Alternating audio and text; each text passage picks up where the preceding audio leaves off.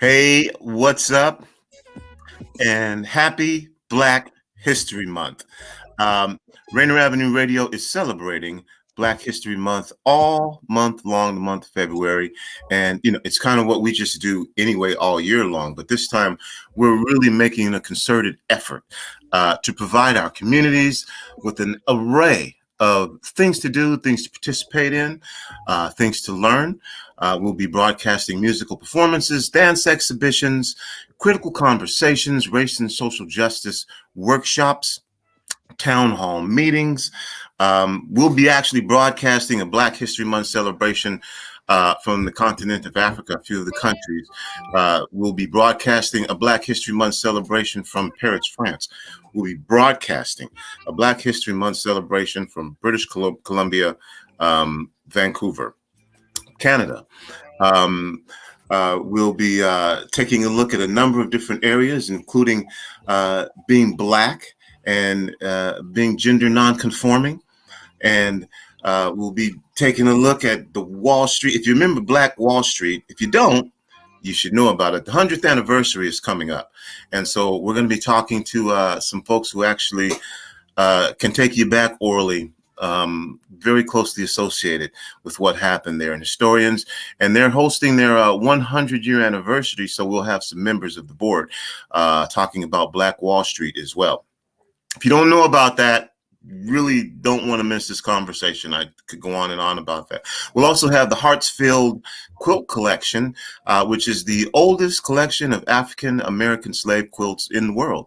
And the history of quilting, started in slavery. And as a matter of fact, there are these things called the quilt codes. Now, it is what it is. White academia would have you believe that it did not exist. As Black people, we've always passed things down orally. And so what these quilt codes were they were codes written into quilts that would hang over the clothesline, and the quilts would say whether it was a safe house or what you should do or a number of different things. And now, as time went on, they took on different meanings, but and so how far back the actual meaning of it goes, maybe you could debate that. But the tradition of quilting continued. And these quilts were so old because they had to be used for everything. So it's not like they could save them. So not many exist. But the Hartsfield Quilt Collection has one from, I think, 1861. And Jim Tharp will be here to talk about that. There's a bunch of stuff going on Wednesday. Tiffany Warner will be performing at the historic Columbia City Theater, live from the Columbia City Theater. Nobody in the Columbia City Theater except staff and Tiffany and her accompanist. So, that's a little bit about what's going on in Black History Month. But we have a film for you tonight, a couple of films. A little bit later, we're going to be showing a film by Curtis Elerson, One Shot Films, A Familiar Lie.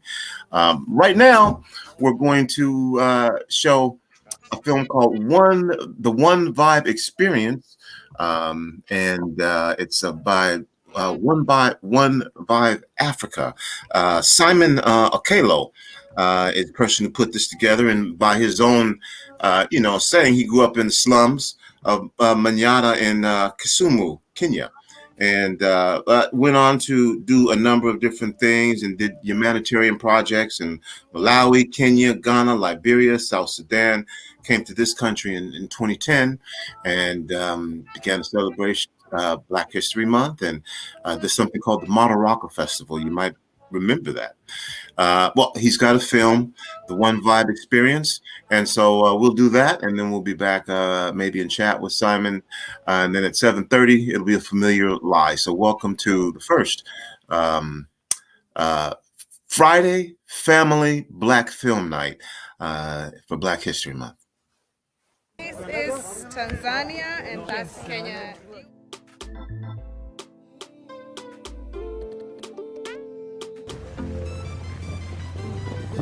We are here filming for One Vibe Experience, which is an initiative that is a part of One Vibe Africa that aims at bringing young people from the diaspora to Kenya so that they can visit and connect with their roots and culture. We all spend money on trips and events that we go to, but we never really get anything out of it. You get a great time and then you go back home and that's really it. I had a lot of interest in coming to Africa initially. I do love to travel, and this was one of the places that I wanted to come see. It's like a vibration, one vibe. It's like a vibration. It started mostly by watching the documentary itself. I think I didn't have a very good outlook on maybe what some of the issues were, or the work that Simon had been doing in Kenya specifically. And so after seeing the documentary, I just felt like I really wanted to see it firsthand. I wanted to experience it. I wanted to help in some way if possible, and just kind of take on as much of the culture as I could from an outside perspective. It's like a vibration.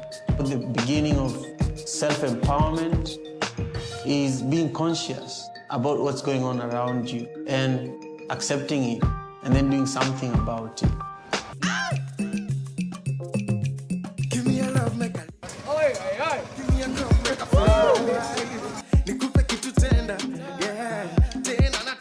For us, we just wanted to prepare ourselves to be always on the move. I think when you come to Kenya, especially this location, you don't want to take too many heavy bags. You want to be able to carry everything by yourself. Always try your best to be portable when you come here. Try your best to take your equipment and keep things small. So we've been gone for almost a month now. We went to Lebanon, which is where we're from, and we also went to Indonesia. And then we went back to Lebanon, and from there we flew to Nairobi. The traveling experience was great. There were definitely some hiccups along the way, getting to different locations, but it almost made it better. It gave us more of like an authentic feel to what we were doing. Hey, hey, hatuja kuja kuka, wala kuzuba, wala kunga, tumekuja kuchinja kuchoma. The travel from Kisumu to the Mara was quite interesting. I think this is the best and the worst it could get. We got both experiences. So far it has been amazing since the day we left Kisumu. On our way we took some pictures of the tea plantation. We took tea, apart from tea, we took also the photography of the lands. We had a lot on our way, just when we were coming to Masai Mara.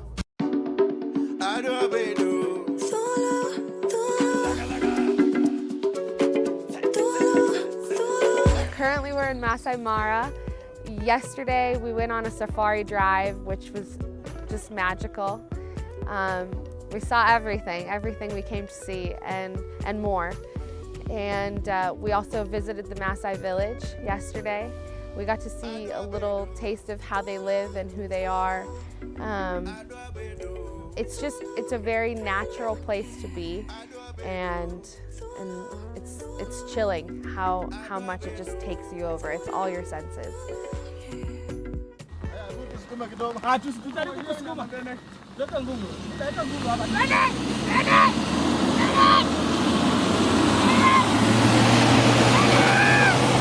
At first tumekutana na gari ya kwanza. Dere alikuwa anauliza ni aje huko mbele kukoje kwa zilishanyesha. Sasa dere mwingine anamwambia huko ni kubaya, lakini dere alinsist acha tuende tujaribu. Kufika mbele tumepata tena gari nyingine maribika tena. Haikuharibika, radha ilikuwa kwa matope. So ikatuforce tushuke tusukume ile gari ndio sisi pia tupate way ya vile tutapita tuende. Tena tukiendelea mbele tena tukakwama. Tukakwama around 5 p.m. Tukakaa hapo mpaka around 10.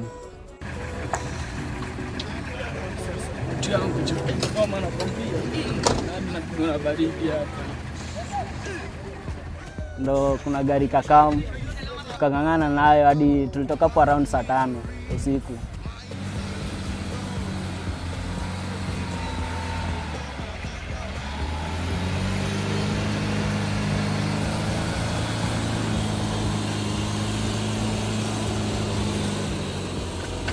Hapo.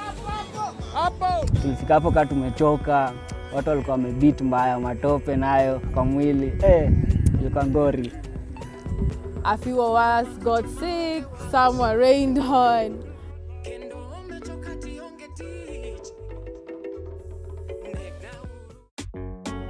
Being a Kenyan, it's very important for me to come back home every year, but beyond that, I want to share my culture with other people through film production, music, and just cultural exchange. Hapa ni Masai Mara land.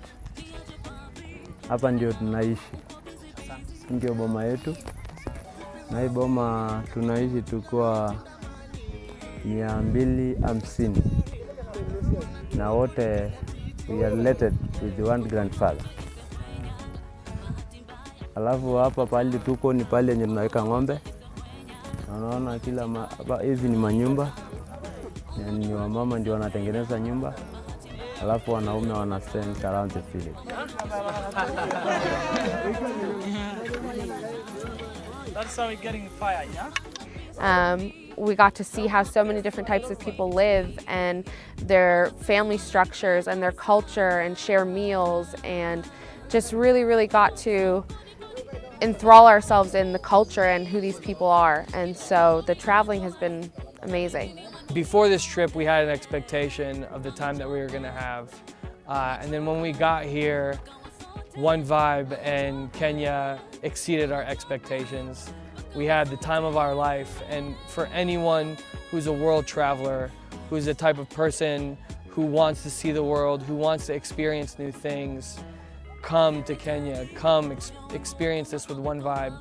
It's not like coming by yourself, because you are truly getting someone from the location to guide you and to show you everything this country has to offer. So I urge everyone to come and support One Vibe.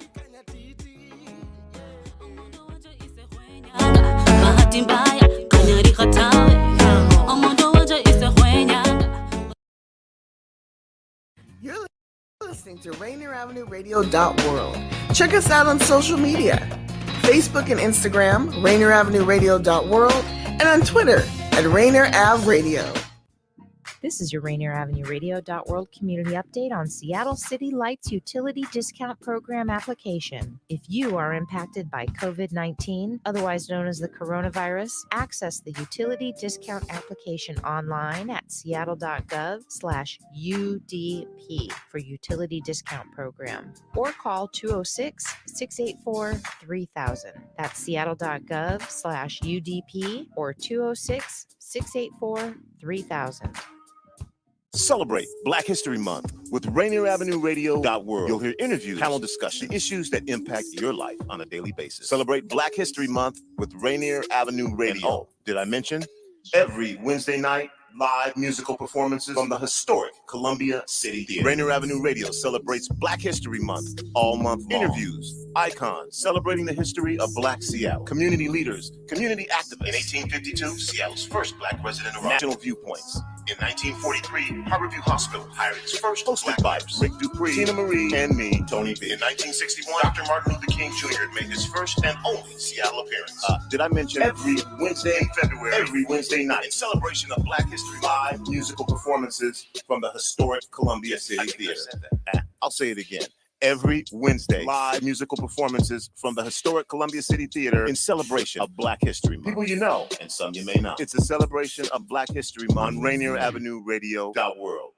Women are not an homogenous group. We face discrimination differently depending on factors such as ethnicity, age, socioeconomic status, and more. Rainier Avenue Radio is proud to amplify women's voices. They are the experts of their own lives, initiating conversations within their community about challenges they face, the solutions they're working on, and the opportunities they see.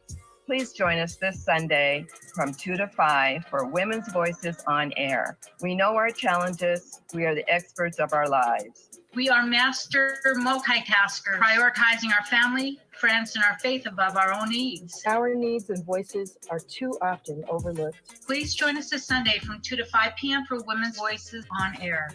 We tell our stories in our own way. You know you can't get enough of Rainier Avenue Radio .world.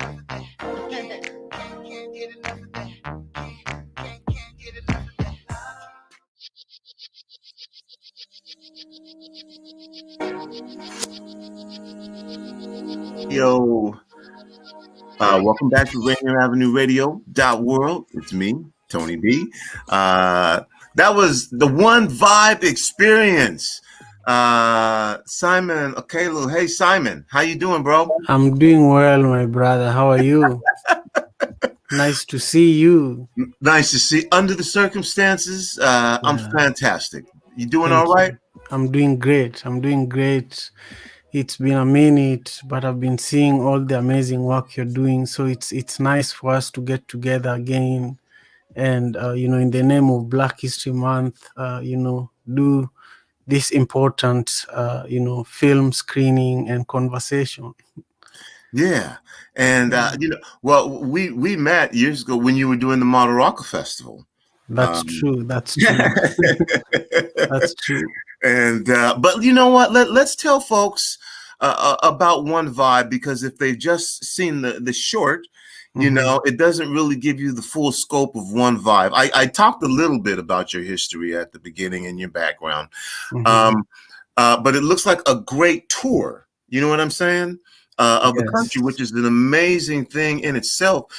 The One Vibe experience, you do lots of stuff. So let's just take it back and tell us, as if we know nothing about One Vibe Africa.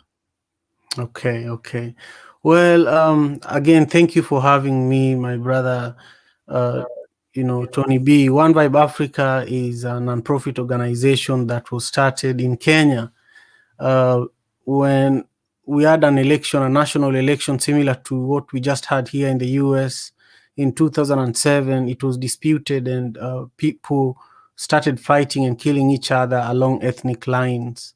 At that time, I was a DJ, so I brought other DJs together. We organized a concert in my hometown, and the result was really impactful. The youths who had been fighting came to the show, and it was really, really impactful to me personally. And since then, I've been producing events and using proceeds from those events to run an education, music, and art program in Kenya, in Kisumu, Kenya, where I come from. So One Vibe really creates a bridge between Seattle and Kisumu, Kenya. And that's why the film we just watched is really an offshoot of One Vibe. It's an initiative that allows me to travel with a lot of artists, a lot of creatives, a lot of innovators, and people from the Pacific Northwest, travel with them back to Seattle. I've been back to Kenya. I've taken that trip with artists like Yirim, filmmakers like Anthony Tackett. I've also, like in this film, I had gone there with one of the studio directors at Microsoft, but also one of the leaders at Zaki Rose, which is a well-known production company here in Seattle. So One Vibe, we and produce. You know what? And I want you to continue, but that was Sammer, right? Yes. Now, story about Sammer. You know Sammer's brother Wael. Yes. Sammer's brother Wael started interning for me at Cube 93. Eventually went on to become the voice of Cube 93. Started out as producer. I said, hey, that's Sammer. That was Sammer. The one you saw in the video was Sammer. And the reason Sammer came to Kenya with me is because Wael had gone to Kenya with me a few years earlier. We went for 2 years to produce Madaraka, the documentary, which is another documentary we are screening in partnership with Wanawari and Seattle Library on March 26th as part of Women Empowerment Month, Women History Month, sorry. So, you're right. I'm involved with a lot of things, and, a tree also has so many roots. You can't have one root as a tree, so you have to have many roots and bear many fruits. So let's talk about that was a short film. Yes, yes. Let's talk about, for you, filmmaking. That's what we're going to be doing every Friday night. It's going to be a wide array of films. We've got something raucous and funny coming up right after you, and A Familiar Lie. And then next week we have Aaron Dixon, who was the founder of the Seattle chapter of the Black Panther Party, co-founded it up here, the first chapter outside of Oakland. And the film is called We Are Rising. We've got a film coming after that by Sam Hampton that deals with, transgender nonconformity in the Black family and what, and then Anthony Tackett is going to show a film as well. He did some filming during the uprisings following George Floyd's murder. And it's called, I'm sure you know about that. And that's going to be shown too. And so we might even get a couple other ones in there. But I was so, Simon, excited to be able to start this off with you. And so again, the going back to it, let's talk about your interaction with film and what made you decide to get into film, make it part of what you do. Remember, you started out as a DJ. Right. So, I was saying earlier that I have been producing events since 2008 in order to use the proceeds from those events to create change in our community. And when you produce event, you also have to document that event. So all the events that I have been producing, even before I moved to Seattle, I moved to Seattle in 2010. So even before I moved to Seattle, every event I produced, I always looked for a filmmaker who could help document it. And so that's how I started interacting with film, Then eventually, because I was documenting Madaraka Festival, if you go to YouTube, you'll find performances from all the previous Madaraka festivals. But the very first Madaraka Festival, we had filmmakers, Anthony Tackett, Josie, what's his name? Macklemo's, filmmaker, Jason Koenig, Wael was also there. So with this community of people being there, and also me sharing the story of the impact of the work that One Vibe has been doing and my story, Wael was inspired to travel to Kenya with me to produce Madaraka, the documentary, which is not the one we watched. And, when we took that trip, I was involved with the process of fundraising to buy film production equipment. So I organized Madaraka Festival in Seattle in 2015. And we used the proceeds from that to buy film production equipment here in Seattle. And we traveled with these equipments to Kenya, then trained a film crew that were youths from Kisumu. And this film crew is now producing more documentaries to date. But they were trained by Seattle-based filmmakers. And now, because of that, the fact that they did projects over a period of about 3 years, now there is actually a connection, and collaborations are still happening between Seattle and Kenya, and even Sweden, and several parts of the world where this community has been evolving too.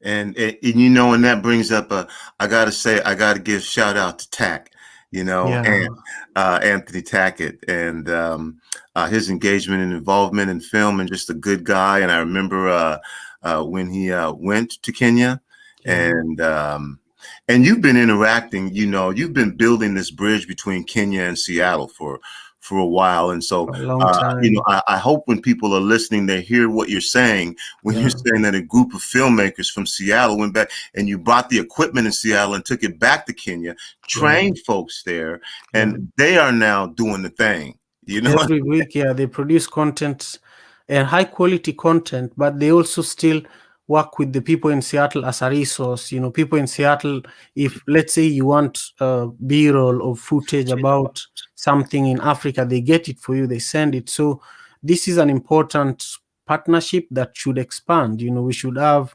coders from Seattle working with coders in Kenya. We should have, you know, web designers here working with web designers there, and musicians and politicians and activists and families, you know, because especially when we are in Black History Month and we talk about the year of return, which was, you know, the year before last year, 2019, you know, it's really important that we watch films like, I picked the one we watched deliberately because it's specifically for encouraging people to travel back to Kenya and to Africa in general, you know, at least once a year or once in 5 years. Just know that there is this opportunity to do it with me. You know, I'm willing to travel with you, hold your hand, show you places, take you to, you know, where you can meet some of our people. You know, they're Black people who still live the very authentic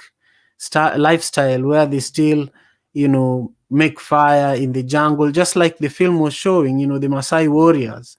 These people exist. I went to school with some of them, so it was easy for me to go and visit them, you know.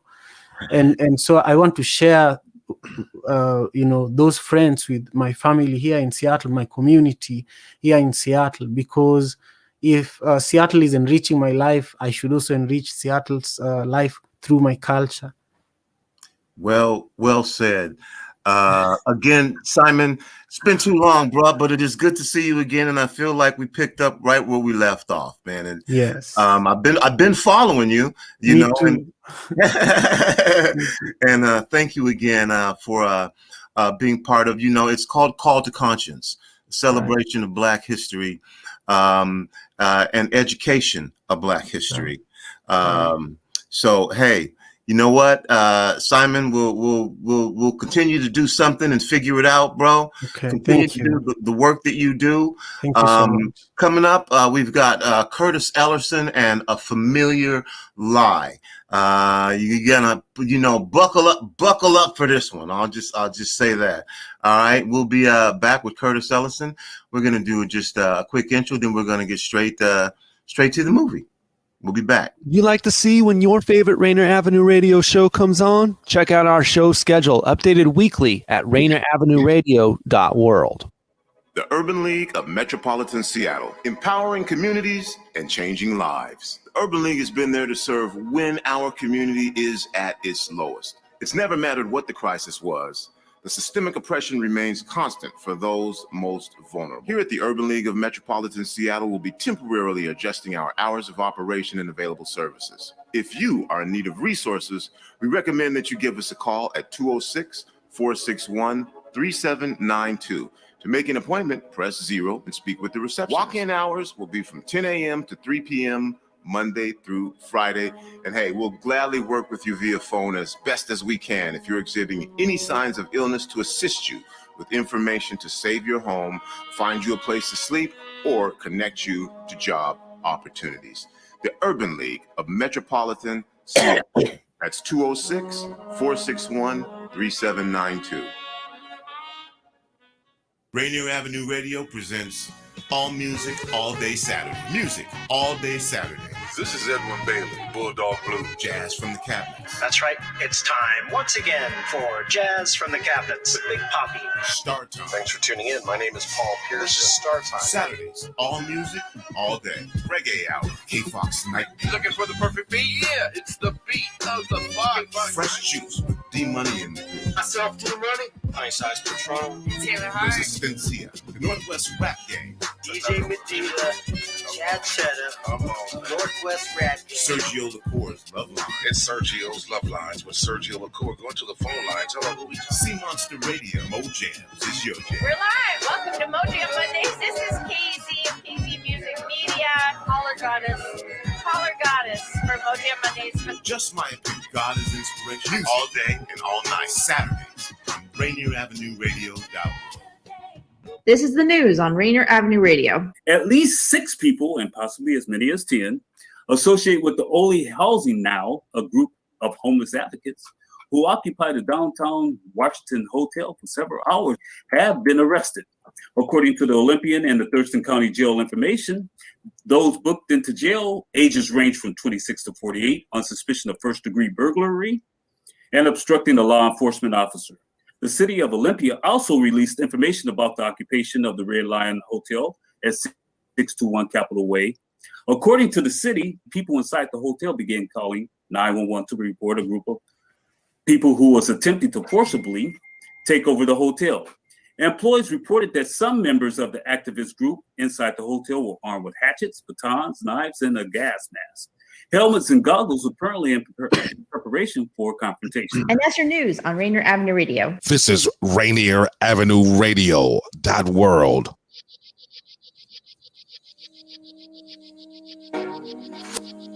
Welcome back to Rainier Avenue Radio .world, celebrating Black History Month all month long.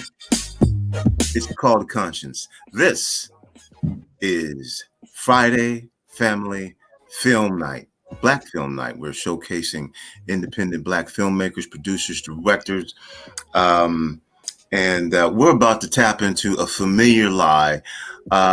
Curtis, are you there with me? I'm here. What you up to, my brother?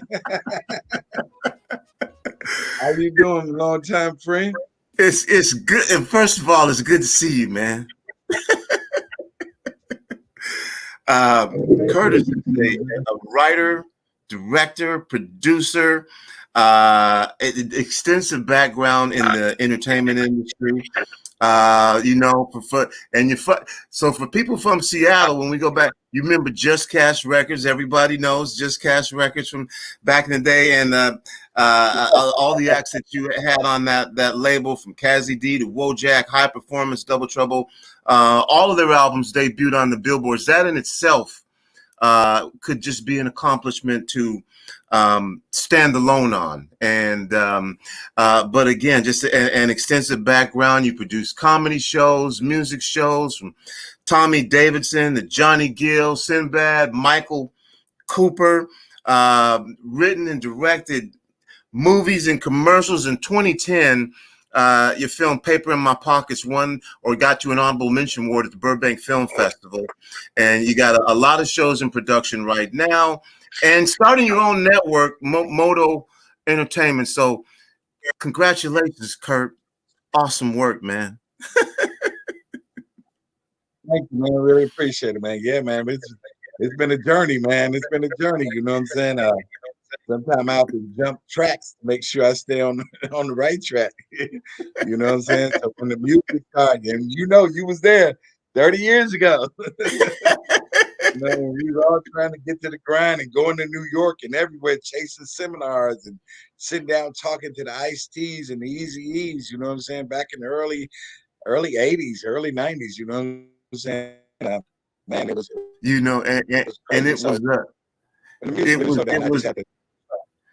we lived in Seattle, but we would see each other out of town more than we would see each other in town. Wasn't that crazy? That's the truth. That's real. Like, be like, okay, I see you on the road. I see you in Atlanta, New York. I'm like, man, you following me? We're following each other. We're chasing that bag.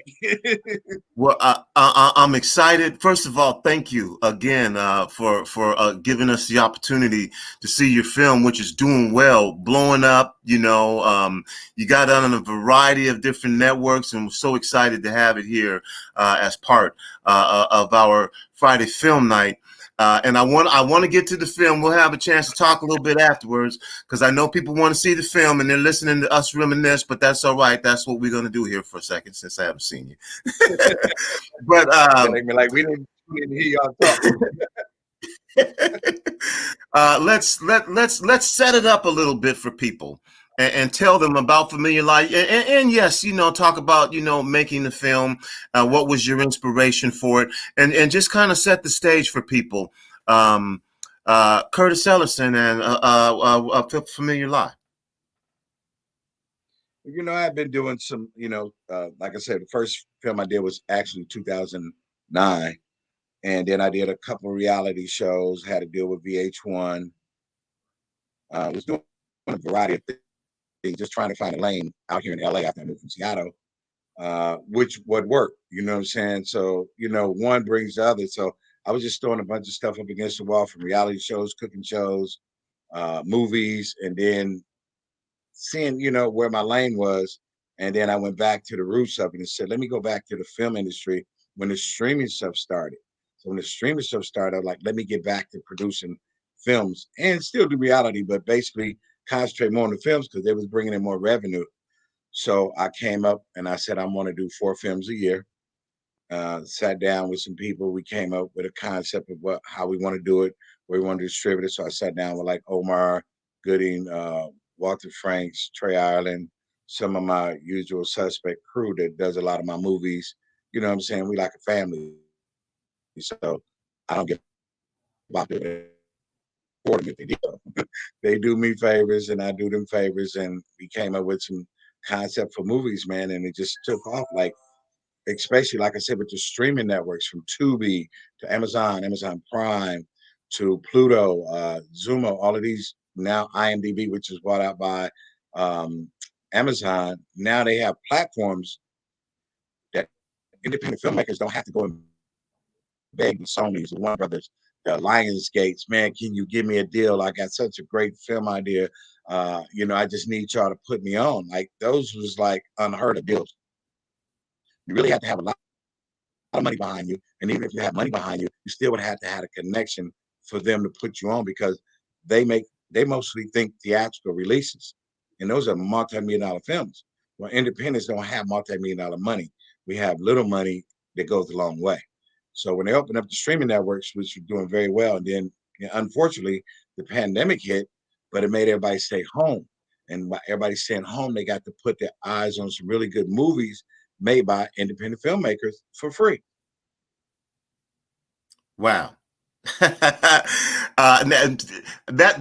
segues into, and I want you to tell us about A Familiar Lie, but we're going to be hosting a panel discussion as well, on or 2 of them, and I know you're going to be on both of them. One, we're going to be talking about race in the Seattle in the Seattle film industry, and the other is going to be talking about sales, distribution, and marketing, and we'll have other film industry folks on there.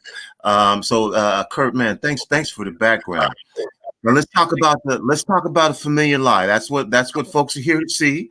And what's the, I mean, there's a trailer and we talk about it, but let's hear from you, It's basically about a couple. The husband loses his job and he don't know what to do for money. And his wife is not a nagging wife, but he wants to be so impressive to her and don't want to feel like he failed her in their marriage by losing his job, and then it coming into financial problems. So he lets her cousin talk him into going to get a dope sack.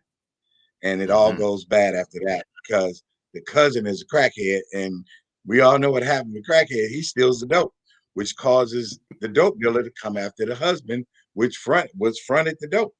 So it all turns bad. It's very, it's a drama thriller. So it has a lot of twists and turns and angles, because I like to write from the point of, I don't want to be able to tell you or dictate what's going to happen in the movie.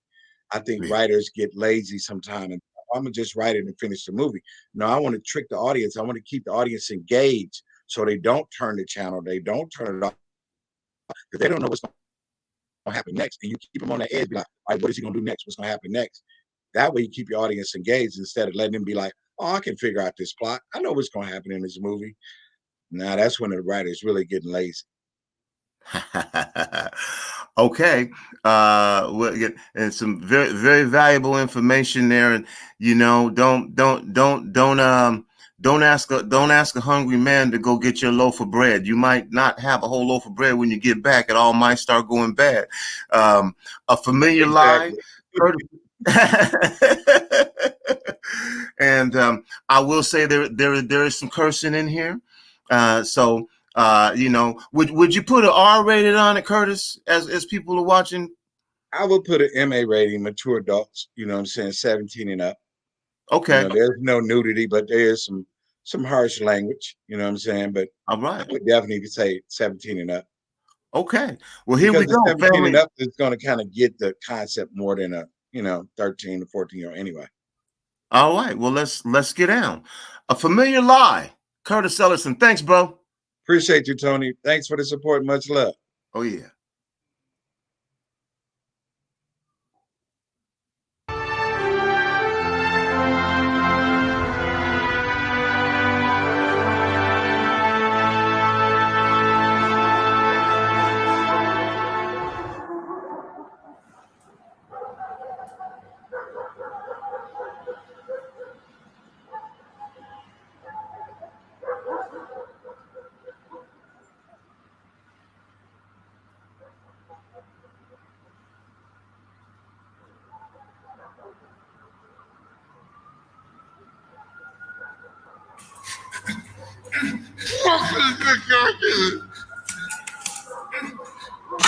Fuck is you doing? We got your ass. Who the fuck are you? Shut the fuck up. Fuck you. There we go. You ain't going nowhere, nigga. Fuck you. Oh, fuck you, nigga. Shut up, nigga. There we go. Nigga, die like a G, nigga. Cause you gonna die today. That's for sure. Oh yeah, that is for sure. Boss, let me chop this nigga head off and feed it to my dogs. No, Slap. It's gotta be real clean. No trace of nothing. Just in case one of those detectives like Monk shows up. Investigate. Fuck you.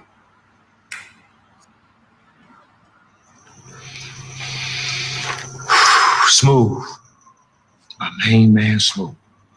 Man, like Smooth, you had to see the Mac, right? Huh? Remember that scene in the Mac with all those pimps shooting dice? And Pretty Tony was there and his boy Bob. There was Slim. I still forgot he was in the movie. He was with Gold. And Pretty Tony was bragging about his bottom bitch chopper. Pretty Tony was in yeah. And like Smooth, you had to see the Mac. With all those pimps. Remember that scene in the Mac with all those pimps? The Gold and he said, Pretty Tony was there and his boy Bob. There was Slim. That might seem very disrespectful. That's how the game goes in our business. You Pretty Tony didn't like that shit. Hey, bitch, come in. Out your motherfucking mind, come in.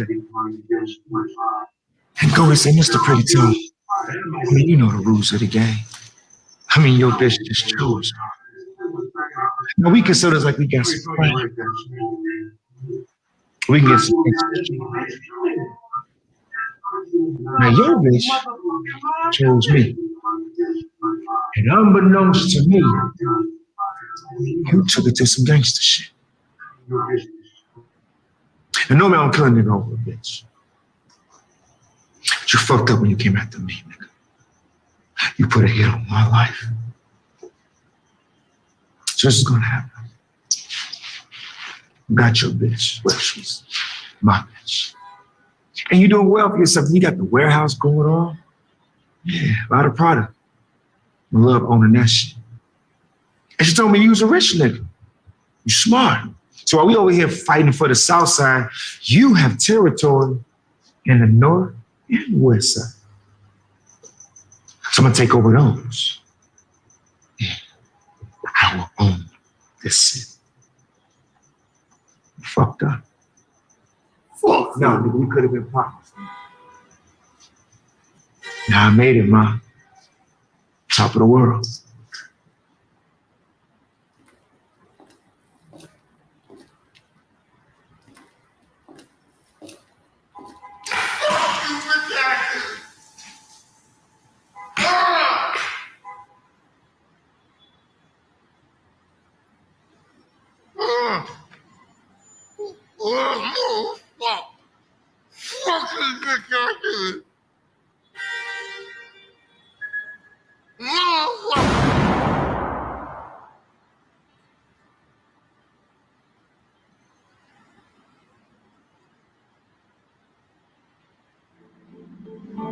It's really all just like a familiar lie. You know, it's like any dream unlived or unfulfilled is really a lie.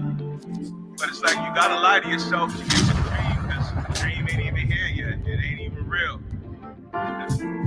That's how it is for all of us in the struggle. Feel me? Yo, for all my dudes that's never had nothing.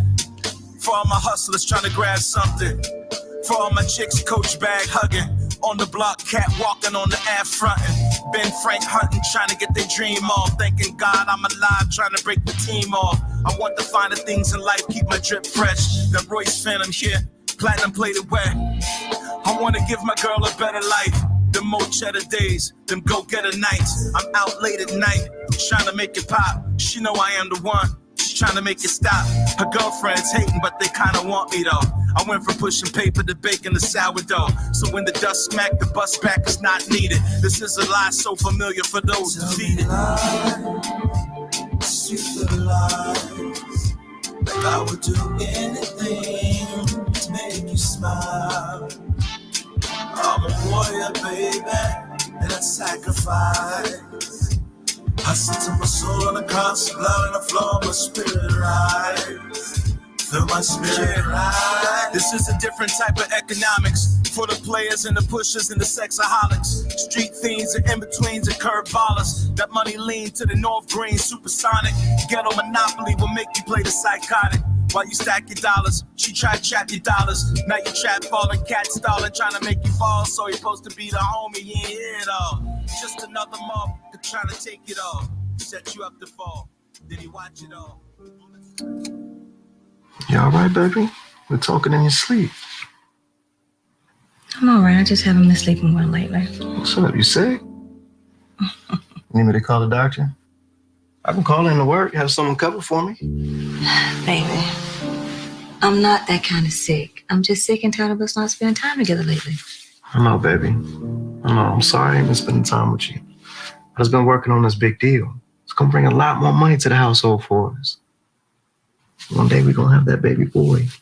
I just want to be prepared financially for the little one, all right? No baby boys, okay? 2 Rogers is way too much. It's a girl. Okay, baby, okay. I'll give you a girl or a boy, so long as it's a healthy baby. Okay, baby. By the way, what you want for lunch tomorrow? I'll call you and let you know. I may have to work late. Baby, you been working late all this week. Is everything okay? I told you, girl, things been good at work. I just been working on this deal. They just need me more than usual.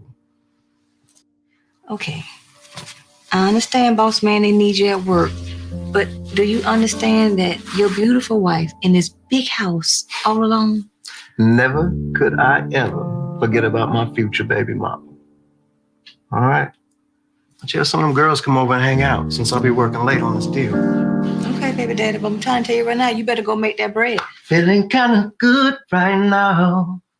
You looking kind of good right now too, baby. Yeah. Oh, I've dated much worse guys than him. Much worse. I mean, at least he's famous. I started by using the Match custom search filter. I filtered out joy, happiness, toilet paper, and reason. Boom. I've actually already met 2021. I would describe her as considerate, almost chill. Boring. When you buy a brand new car, it loses roughly 50% of its value in the first 3 years. Not the case when you buy a great used car with Shift. Of course, if you really want to waste a bunch of money on a brand new car, you can just do this.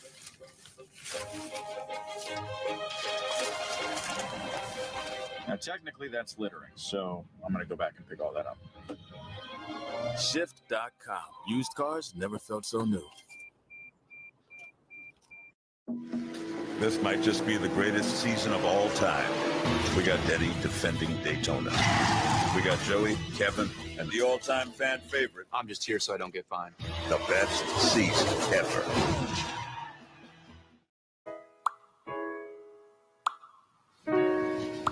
I know this motherfucker cheating on me. I just know it. Smell it. his drawers and see if he got cum in it. I don't smell shit, but I know he cheating on me.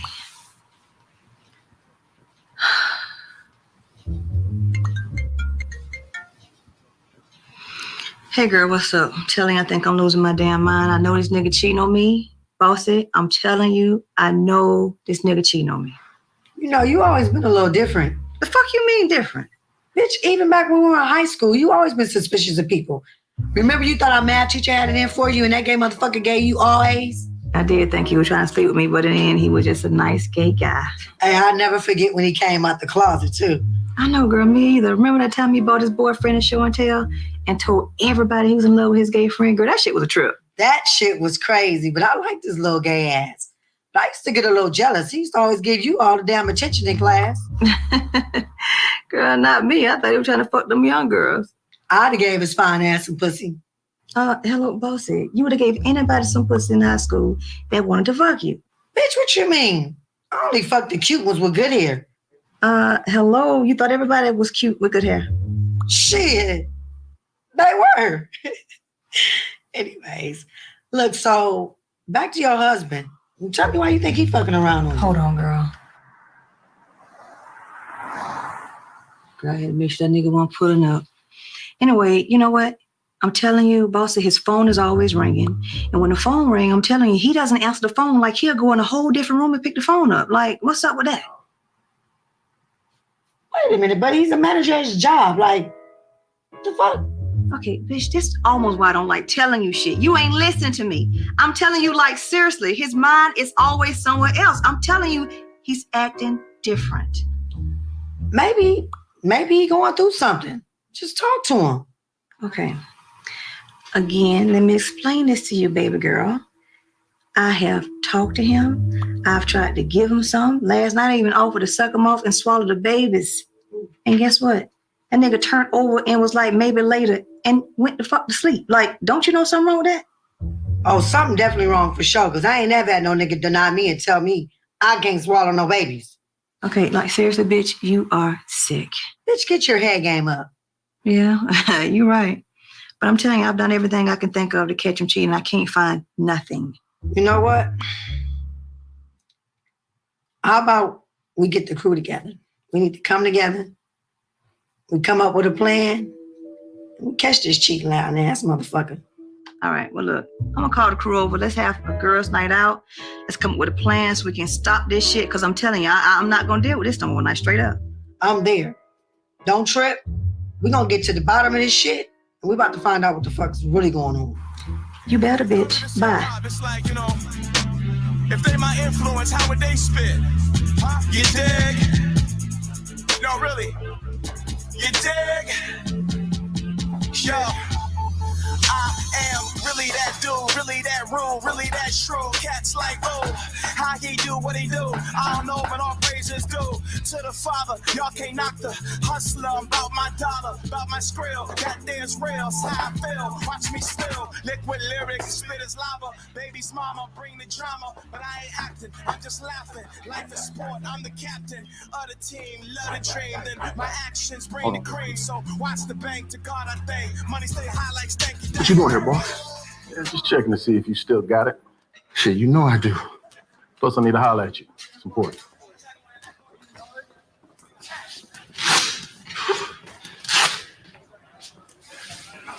Everything okay, boy? Yes and no. You know why I picked you, right? Yeah. Because you said my skills in and out of the ring. And plus, it's like seeing a punch come. You know? It's like seeing trouble before you get to it. Correct. Now, my little brother Mike still doesn't know that I picked you to watch out for him. I see you two are getting close. So I don't want that to lead to you letting your guard down when he starts doing the shit that he does. Nah, don't worry about that. I never let my guard down when I'm with him. You know? Good. I know I could count on you. Now, the reason I'm here is I'm getting out of the game. I'm leaving everything to Mike. Everything? That means that your job is going to get a little harder. Also means that you're going to be second in command. Can you handle that? Yeah. Can you handle that and still keep my brother alive? I can definitely handle that. Make sure everybody's duties is up to par. You know, nobody slips up. Everybody on point. Now that you're not there, shit, definitely. Exactly what I wanted to hear.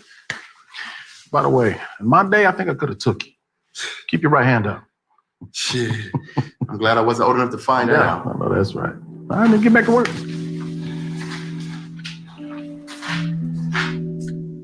So basically you're saying that you think he's cheating because you smelled his dry ass cum in his nasty ass underwear. Oh, you're damn right.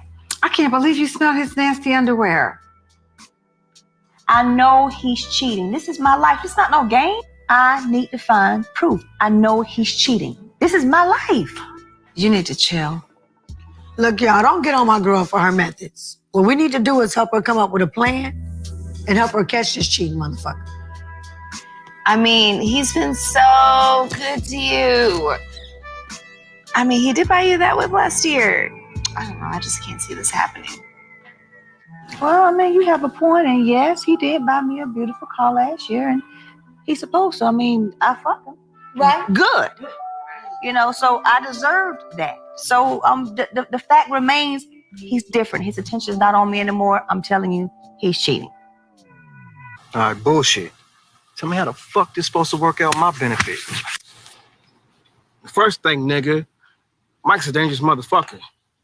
If you fuck up on this shit, nigga, you only get one fucking shot. You fuck up, nigga, you dead. Nigga, if I fuck up, yeah, you the one that's supposed to be in charge of this shit. I don't know the first thing about selling dope. So you want to catch him? Absolutely. You sure you're ready for that? What if he is cheating? Then you lose all of this? Let me be clear. Number one, okay, if he is cheating, I'm not losing. He's the one that's losing. Look, nigga, one time, my man, I tried to hook my boy up with Mike, right? The motherfucker didn't even show up. He got scared straight. You know what I'm saying? You know what's fucked up is Mike found them niggas.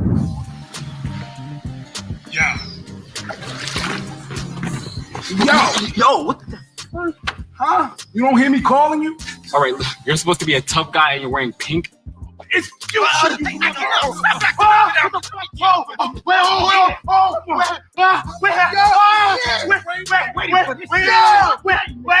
you guys doing? Wait. First of all, you look like a fake ass Terry Crews, and I don't have Obama. You cannot kill me before the boss get here. Bring this motherfucker. Wait, hold on. Wait, what the fuck? Wait, I'm a Terry. I'm a sporty ass nigga. Come on, man. You should motherfucker. No, don't kill him. No, okay. Boss ain't here yet. Can't swim. Heard him? He said he can't swim. Motherfucker. Just got these pants. Oh, let's go take these pants back tomorrow. Oh, god damn. Yeah.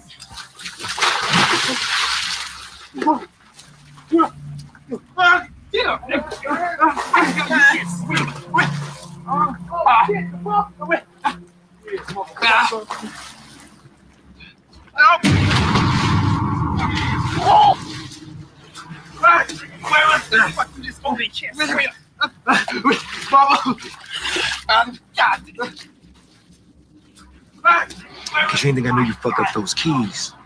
Did you? Yeah.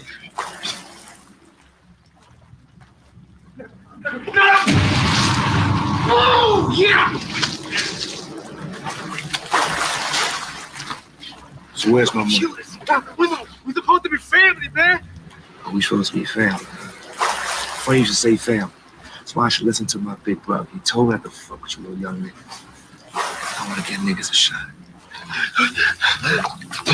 No! Whoa! You!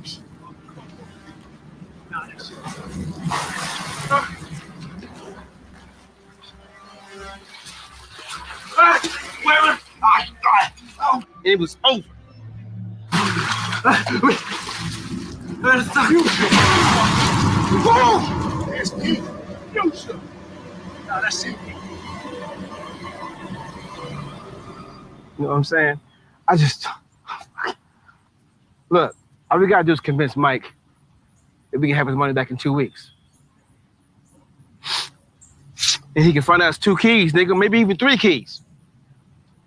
All we gotta do is get the dope. Once we get the dope, nigga, I know people. We can go in there and sell the shit for double what we owe Mike and pay Mike back, and boom, we in the game, nigga. Like Starsky and fucking Hutch. Nigga, weren't they cops? Look, nigga. I meant Tupac and Biggie. What? Man, forget that, man. Just make the call and set this up. I need this money or I'm gonna lose Camille. Well, let me tell you about my ex. He was telling me about a movie that he took his girl with to instead of taking me. Mm-hmm. And I told him, we didn't see that movie. You should have seen his light skin behind. He turned beet red. Okay, and he's stupid. Damn right. Well, remember the last guy I dated, LaRon? Oh, my goodness. This motherfucker used to take his phone into the bathroom every day after dinner, okay? For 20 minutes. And I'm thinking he's taking a shit. But guess what? He would turn the sink water on. Why? I had a friend whose husband did the same goddamn thing. And that's a clue. Oh, yeah, it's a clue. And I got suspicious. So you know what I did? I put a tape recorder underneath the toilet. Before dinner, went out after. Guess what? He was talking to some other motherfucker about how he liking his dick sucked. Oh, hell no. Yes. So what did you do? Oh, want to know what I did? I tried to catch him in the act.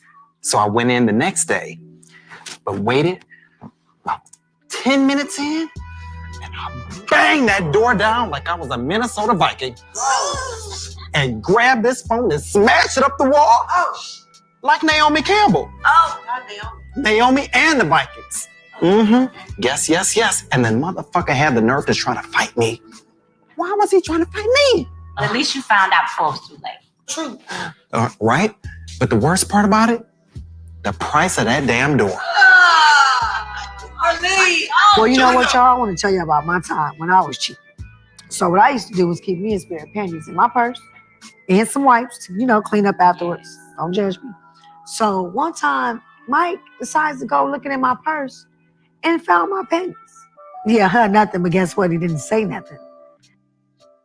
So that's why I support my girl in smelling them stinking ass drawers, because that's what they do. All right, but this girl still needs a plan. Record him. But I will be putting a recorder in every room of the house. The man go in every room to talk on the phone. But that's what you have to do. I'm telling you, that's the best way to catch him. Follow him out of the house. Okay, I can't do that. Why not? Because I get cold. Don't you want to know the truth? You know what? Maybe you should just think about things a little differently. Think about it. What if he is cheap? Why is he doing it? What's his motive? She's right. What are you not doing for him? I think men get bored emotionally with women and they just cheat. It's just that simple. Bored with all these wigs and hair weave? Oh, no. He's not bored. My girl is fly, intelligent, and sexy as hell. If a motherfucker is cheating on this, he's cheating with a man. We're gonna be some motherfucking ballers, nigga. Dude, I'm not a baller or a drug dealer. I'm doing this to keep my marriage together until I find another job. You wanna be Tony Montana? You'll be good. When the money start rolling in. You watch too much of that TV, man. That shit ain't real life. Hey, look, nigga. Look at me. Is that what the fuck you think, nigga? You watching a fucking movie? I'm about this fucking life, nigga. Don't you fucking forget that shit. All right. You are. You out here. I know, man. Yeah. But can we just make this go easy, man? Double this money ASAP? You know what? Let's go do this shit. We ain't fucking around. Well, the only thing that I could think of is y'all ain't got no kids, so maybe it's time that y'all have that, them kids. Yes, get your uterus right. I would have a motherfucker's baby in a second if I could. Okay. That's the best way to keep them. How about this, though? She got to get him to fuck her first, and he don't even want his dick sucked. No, he's a cheat, okay? Because no man turns that down. Oh, hold on. Here go the icing on the cake. She even offered to swallow. Y'all, we need to be planning his murder. Okay, I got it. Okay. You need to hire my cousin. He's a private detective. Okay, what's your cousin's name? Oh, girl, his name is Philando. He is very well known amongst the community. He will get you right. Well, give me his number. Girl, you know I got you. Is he the police? He used to be a police officer, but he's a private detective now. And that's his actual real name, but he goes by Philando. Okay. That sounds very helpful right there. Well, it looks like we have a plan in place. Yes. Okay. Hey, That's it's a toast hey, to that. meeting adjourned. Oh, that's toast to Philando. I still got a mob face, but a nigga still here by God's grace. God's grace. Yeah. The devil stay busy, always fucking with me, pushing button, now that I'm clean. 3 months, no alcohol, no weed, coke, and no codeine. Mama told me get my life right. Every day a nigga in the fight. Always thinking about a dirty spray with a half a Zan in the strip of light. Nerve bad, my head spinning. Can't deny I'm missing. I know I gotta stay sober. Why your girls always late? Sober. See, that's why that hoe got a pinky toe shot off in Harlem Nights. Mm-hmm.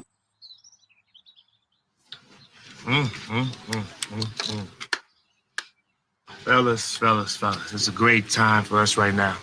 It's a great day for us right now. On behalf of my brother, we called you here for this meeting because that's what we want to share with you.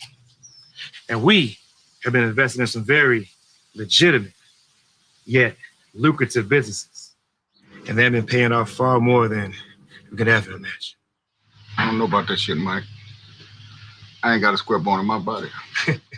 And Virgil, my man, I'm sure none of you all have a square bone in your bodies. But being our extended family for over 15 years, we're not selfish. We want to be generous. So we want to share the wealth and want you to get a taste to invest in what we've been investing in. So you know where we're standing. Hey, Mike, keep this right here, bro. We're not saying that we don't believe in you. I respect what you're talking about, but we need Big O here. We need for him to understand so we can understand what we investing our money into. Do you understand? No, I understand what you're saying, but he's saying that he's speaking for we. I mean, you're speaking for everybody. But I respect that. And on behalf of Big O, he's been detained out of the country, so we apologize for that. But you're telling me you don't take my word for it? Partner, you believe in you. That's right. This squash other shit you bringing to the table, bro, we don't know nothing about. You know what? You're right. You are right. And that is why I brought these gentlemen here today, so you could talk to them one-on-one. I step out of it. Because I knew you wouldn't believe my word. So, starting with Deshaun. He owns Smoke Kings, the #1 in the state of California for imported cigars. Now, I gave my cigars to your family. They're the best in California. It's like cocaine. I know you know what that is. Straight from Colombia. My name is Jay. Cigars is all I smoke, but if you want the very best in blood diamonds, look no further. These are the very best in the business. You'll for sure make your money. Blood diamonds. Diamond Hudson style. اسمع عمار اذا تحب لبسك احسن واحد بالعالم اقدر البس. English. Hey, whoa. That means it's all good. That means it's good. Please, English for my constituents. And if you want to be the best dressed motherfucker in the planet, you have to deal with me. Understand? That is right. So, gentlemen, there's an opportunity here for you all to share the wealth. So there you are, my friends. Let's toast to that. If you decide to, you decide not to, but it's here for you, my brothers. All right. I'm gonna go talk to Miss Fuchsia Cheeks over here. One of our new girls. Gotta break it in. Fuchsia! Hey, Shaq. Oh, what up, fellas? Remember you were talking about the General being great insurance, and we disagreed with you. And we stopped letting you sit with us at lunch. I do. Well, it turns out you were right. We just misjudged them based on their commercials. They're actually a quality insurance company. Been saving people money for nearly 60 years. That's what I've been telling you. Can we sit with you? Milton?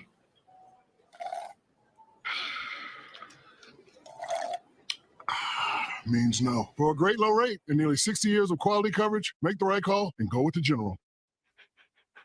When pets were given the choice between paying more with cable TV or paying less for their favorite channels with Sling, the results? Well, there were no results. Because they're animals. They don't have a concept of money. You're not an animal. Make the smart choice and switch to Sling. Get the best of cable for the best price. Get a free TiVo Stream 4K and watch your local channels for free. We all have a cause that is important to us. With Bonfire, you can easily fundraise by selling custom shirts online. Upload your artwork or create a design right on our website. The orders are sent directly to your buyers. With no inventory needed, you can fundraise from the comfort of your home. In these unique times, you can still make a difference. Fundraise with custom shirts today on bonfire.com.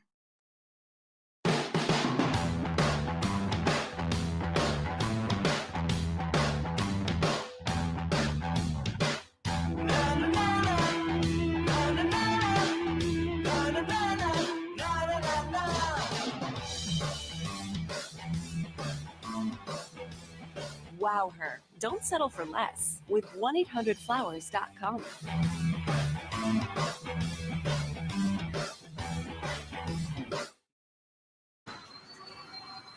Damn, baby. Damn. Hold on. You all right? You ain't even talking to me and shit. Hold on. Hello? Philando here. Hi, Mr. Philando. My name is Camille. Ray McTeer suggested I call you. I'm looking to hire a private investigator.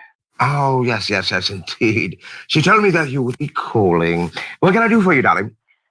Well, my husband is cheating on me and I need proof. Mm-hmm. Say what now? My husband is cheating on me and I need proof. How do you know your husband is cheating, darling? Well, You stop, madam. he hasn't been himself lately. I've been watching him for weeks and I'm sure he's cheating on me. He comes home, it's late, he's always on his phone and his attention is just not on me.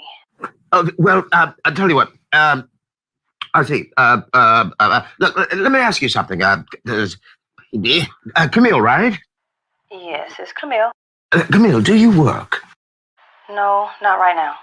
Not right now. So, does your husband work? Of course he works, but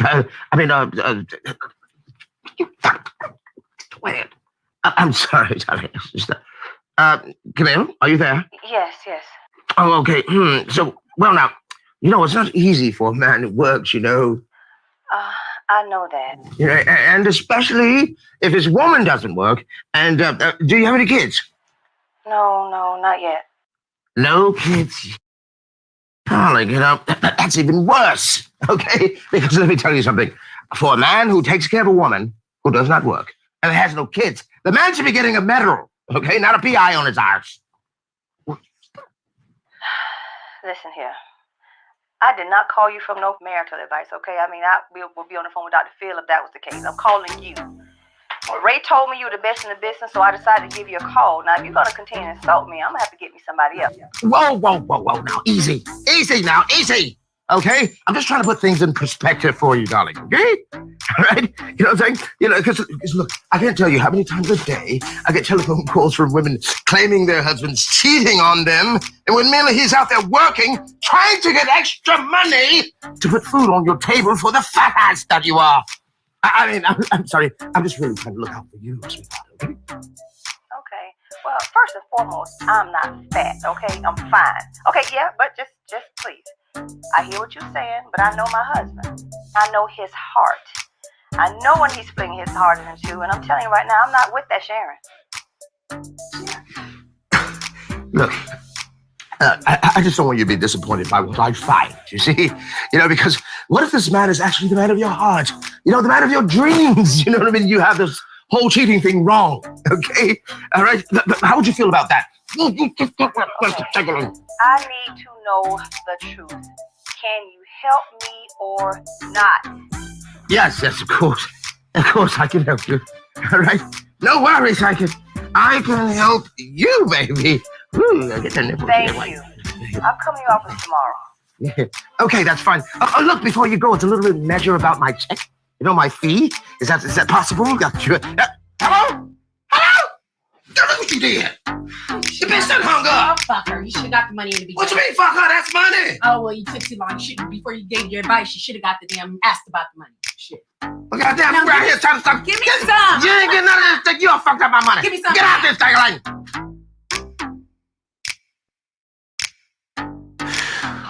Look, nigga, hold up. You go in here and don't say too much. Don't act scared. Don't say shit, actually. Let's go get this fucking dope. Man, I'm not scared. You just make sure your people buys up all the dope. Nigga, I got this shit. Nigga, come on. Fuck. Yo, don't touch that shit, motherfucker. Oh, nigga, what the fuck you ass come for, you ugly motherfucker? Oh, yeah? Yeah, nigga. Might know I'm coming anyway. What, The nigga? fuck up, What the fuck you talking about, nigga? What's your problem, You big bear-looking motherfucker. Motherfucker, get your fucking ass in here. What the fuck going on, man? Fuck in here, nigga. Hey, Fuck in here, Hey, nigga. bullshit. Off me, man. Hey, Fuck you bullshit. got, Come on, nigga. bullshit. You Come got on. something, nigga? What you man, mean? nigga, man. Come Get on, fucking near. Experience can't do this shit, man. Come on. Stop pushing me, man. Listen, man. I don't mean you can't get fucked up after this shit. MC Van looking motherfucker. Shut the fuck. Bullshit. Finally made it. You're a little late.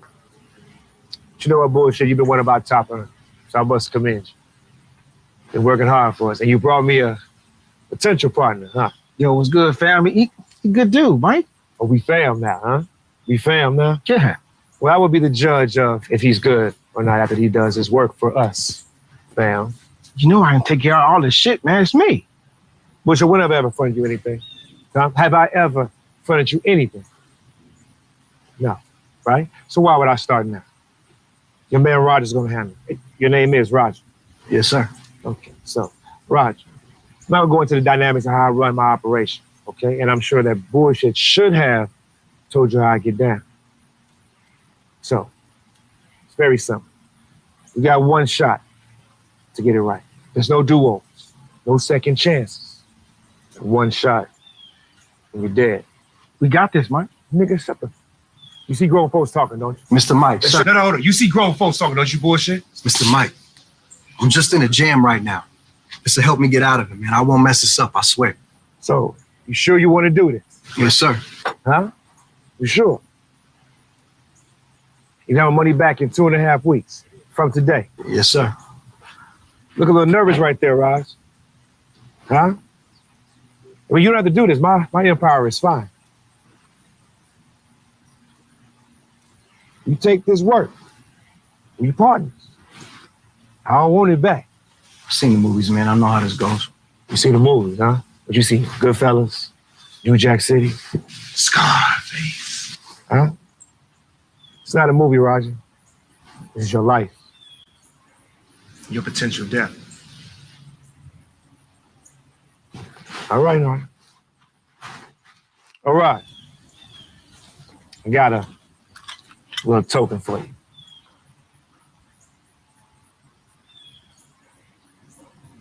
Catch this.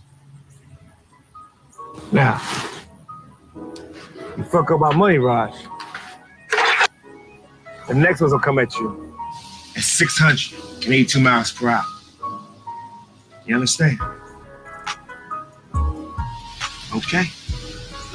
Good day, gentlemen. The hunt begins. It's right there. Hey.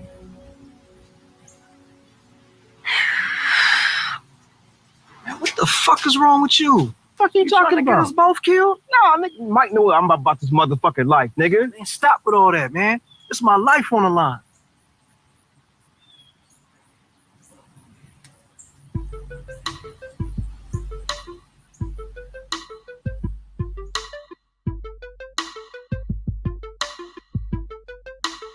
Hello? Orlando?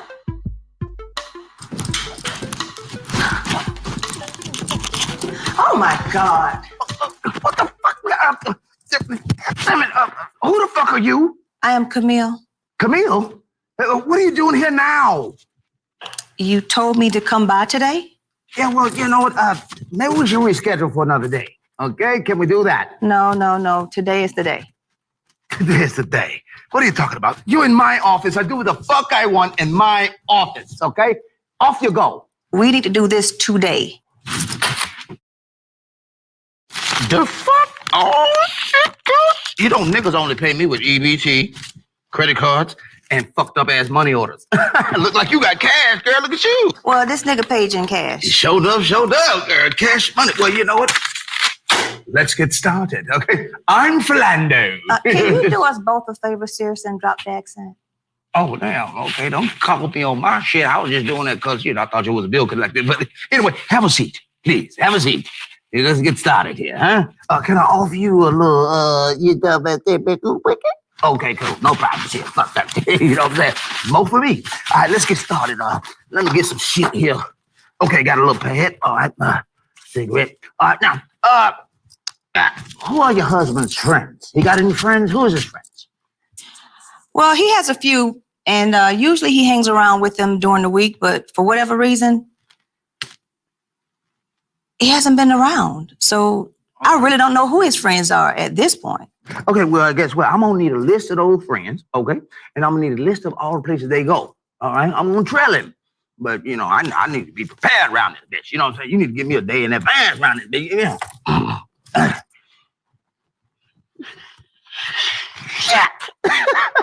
Okay, so, another thing, too. I'm gonna need the color of his car, and I'm gonna need his license plate number. Hear me? Okay.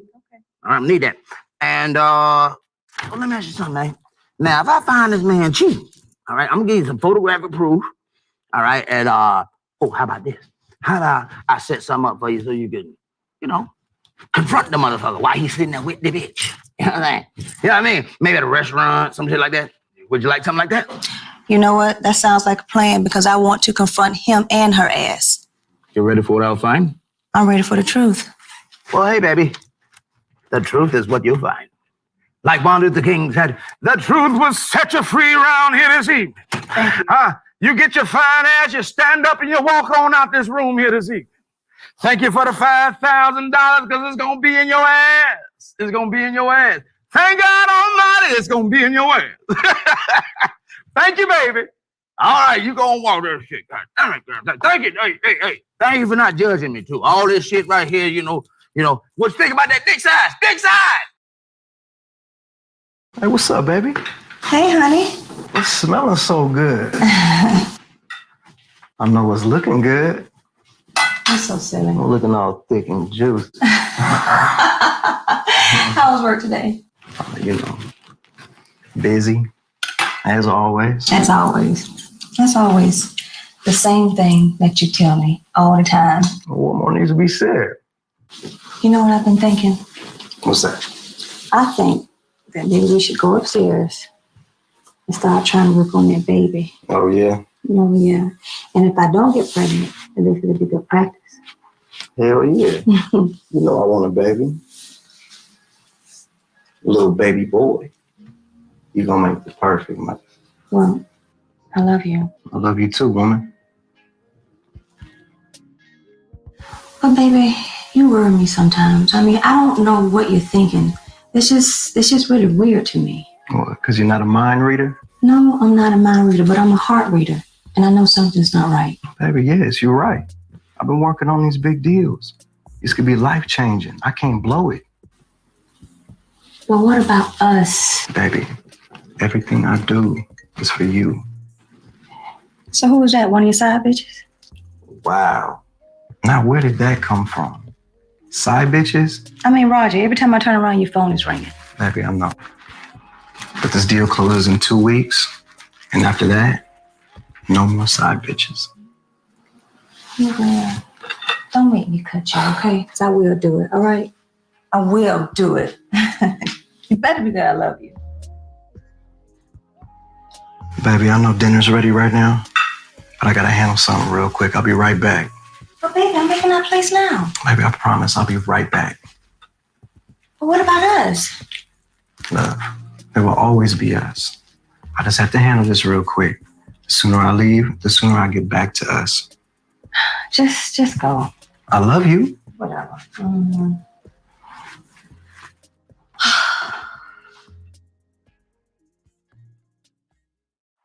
You home?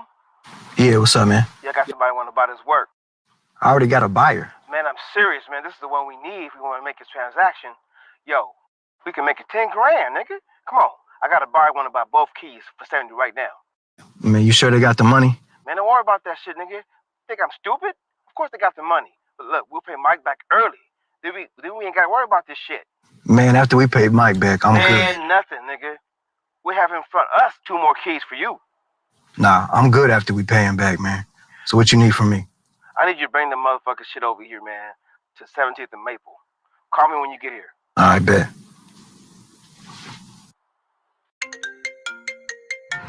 Hey, boy, how you doing? Girl, I think I'm sick. Oh, my God, you pregnant? Oh, my gosh, Boston, no. Girl, Roger just left out the house again. He got a text message and he just left. I mean, I don't know what's going on. It's like pulling teeth trying to get this man to tell me what's going on. I'm telling you, I'm going crazy. Okay, did you call the private investigator yet? Girl, yeah, but I think that man a little off. Off? Yeah, he's weird. Weird? Girl, yeah, like Mr. Shaw weird. Mr. Shaw from geometry class? Girl, yes. I can't believe you remember his dirty ass. Girl, I can't believe I can remember him either, but I'm telling you, that doggone P.I., he is a pervert. The energy he gives off is just so weird, just make you so uncomfortable, girl. Ugh. I'm telling you, I don't want nothing to do with him. I promise you. I don't know about him, girl. Camille, he follows people for a living. Motherfuckers like that can't be too normal. Well, I guess you have a point. I guess you're right. So what's the deal? You calling me to complain or you actually gonna do something about it? Bitch. I'm just saying, you my girl. I can't stand to see you stressing. Just let the PI be weird, but at least you'll find out what's really going on. Well, I did put a tracking app on his phone, girl. Use that shit. Girl, I tried. And? It doesn't work. What? Why? Hell, I don't know. Girl, you can't do shit. Well, I read the directions, so I don't know what I did wrong, but I was thinking maybe I should ask for Lando to maybe put it on, but... That's actually a good idea. He might could fix it or install something even better. Girl, I don't know. I just have a bad feeling about that guy. Relax. Don't tell me to relax. I get enough of that shit from Roger as it is. Look, you ain't got to turn up on me just because I'm trying to ease your mind now. Bossy, I just don't like him. Okay, and you ain't got to like the PI. Just let him hook the tracker back up on your phone and that's it. Hey, come in. Please, come in. Come on, have a seat here. You look absolutely gorgeous. Yes, I need you to help me with this tracking app on my phone. Oh, let me see what you got here. All right, let me see here. Let's see, plugged in my database here. Shit. All right, let's see. All right. Okay. All right. So, all right. I see here. Look at this shit, man. This app is trash, man. It looks like a kid created it. All right, so look, what I'm gonna do for you, I'm gonna put an app on your phone, all right? It's called Cell Phone Forensics. Okay, you ever heard of it? No. Of course not. It's a professional secret. It's a trade secret. Yeah, so anyway, they can track his geographical location, his incoming calls, outgoing calls, all that stuff. What about text messages? That too. Okay. All right. So, simple. Let's just take a few minutes, okay? It's the same shit that most private investigators use, so it's gonna be good. Just give it a couple of minutes. All right. All right. Bing! There it is. All right. All right. And I'm gonna tell you something. I've seen so much shit in my day, man, but I've never seen something so crazy as somebody want to cheat on you. Ooh, wait. I worship your asshole. Well, we all know that. Every day. I mean, really. I'm just speaking frankly. Can I speak frankly? Jeez.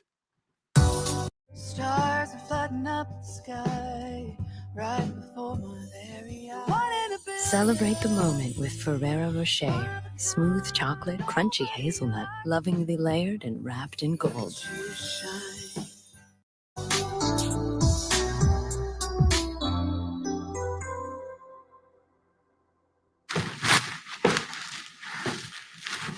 You're in a good mood.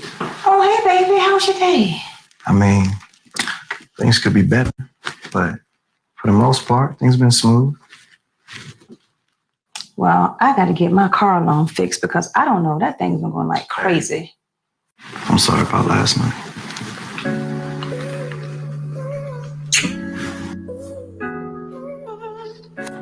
Whatever.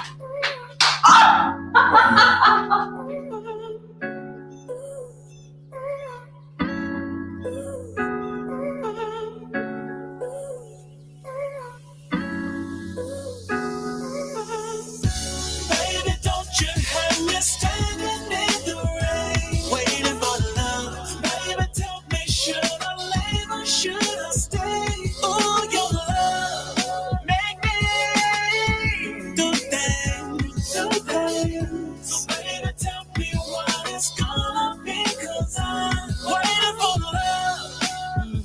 I'm staring out my window pane. I'm so true.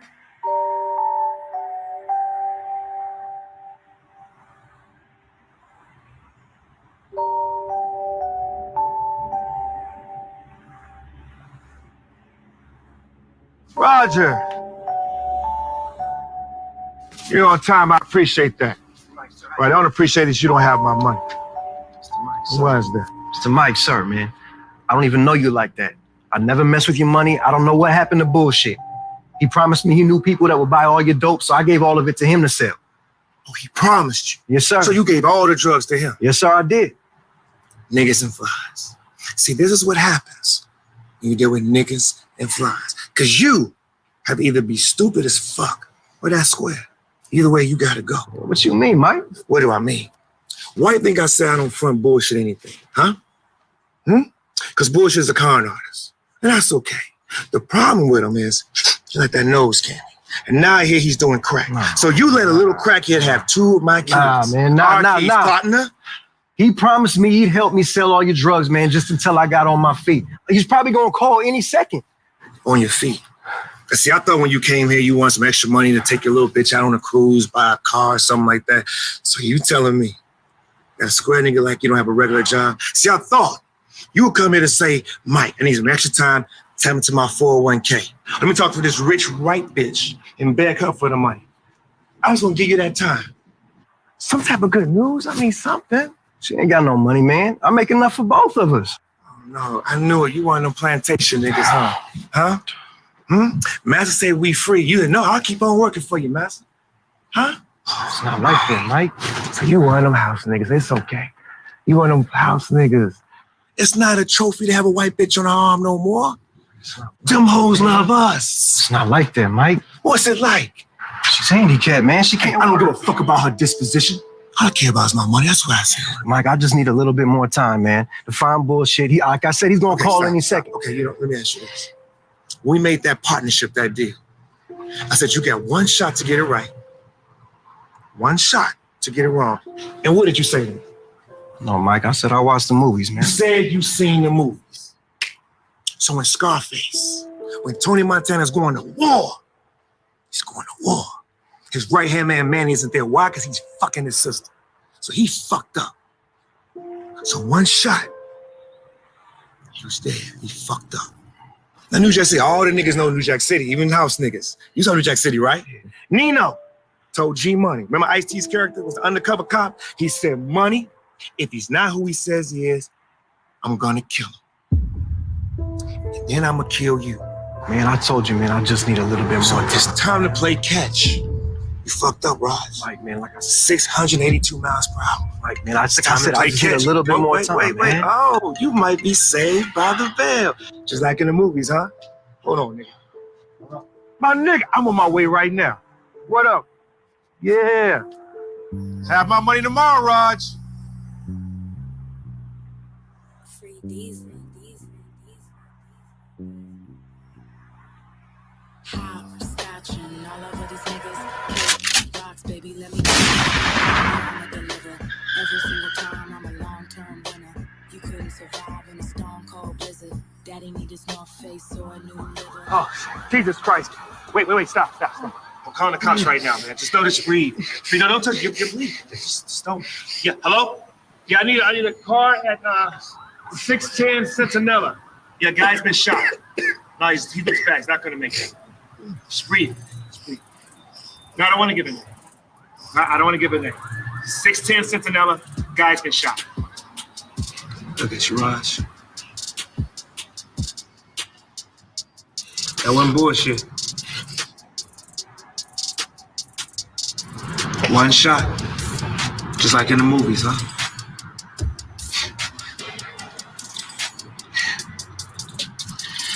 This bum ass nigga's not gonna make it.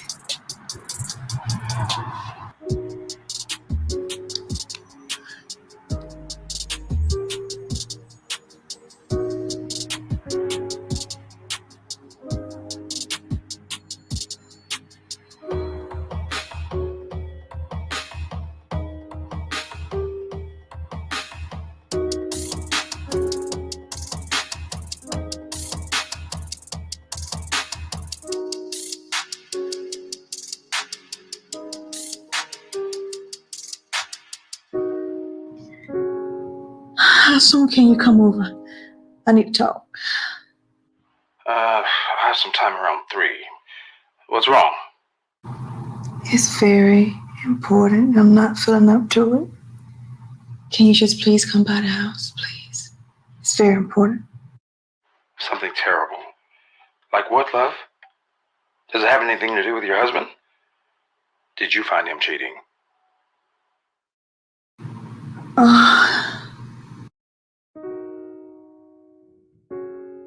That's what I need to talk to you about. How soon can you get here? Well, if it's that important, I could be right on my way, all right? But is your husband there? I don't want him to see me, all right? I don't want to have to be involved like that, okay? I cannot have this conversation over the phone with you right now. Please, just go. Okay, gorgeous. I'll be right over.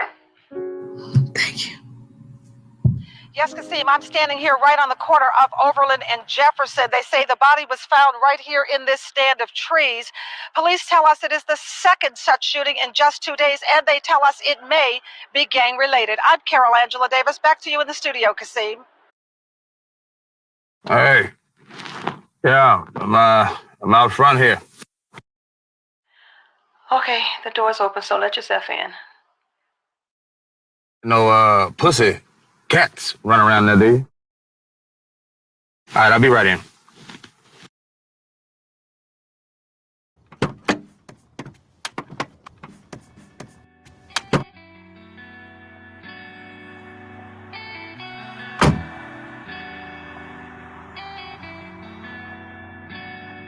Trying to get this door, that's all I know.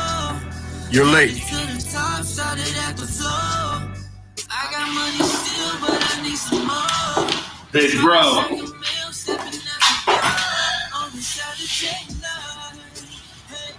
What's up? You call mama? I will. Can I get one of your Cubans? Help yourself. Let me ask you a question. Why is it that you can't seem to stay on the same page as me? What are you talking about? We always on the same page. Nigga, listen, you know exactly what the fuck I'm talking about. That shit you pulled the other day. What did I tell you? No unnecessary hits. And on a square ass nigga, you ain't even know that? The fuck is wrong with you? No, I told you. No more unnecessary hits. I'm out.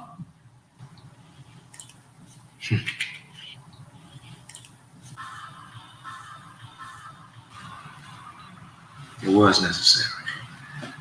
A nigga fucked up 2 keys. 2 keys? Why the fuck would you front some square nigga 2 keys and a nigga you don't even know? You right. All right. I was in a good mood. Right. I mean, we just turned a big profit. The hoes, they doubled their money. Nigga bullshit had brought. Oh, you fronted 2 keys to bullshit? Not exactly.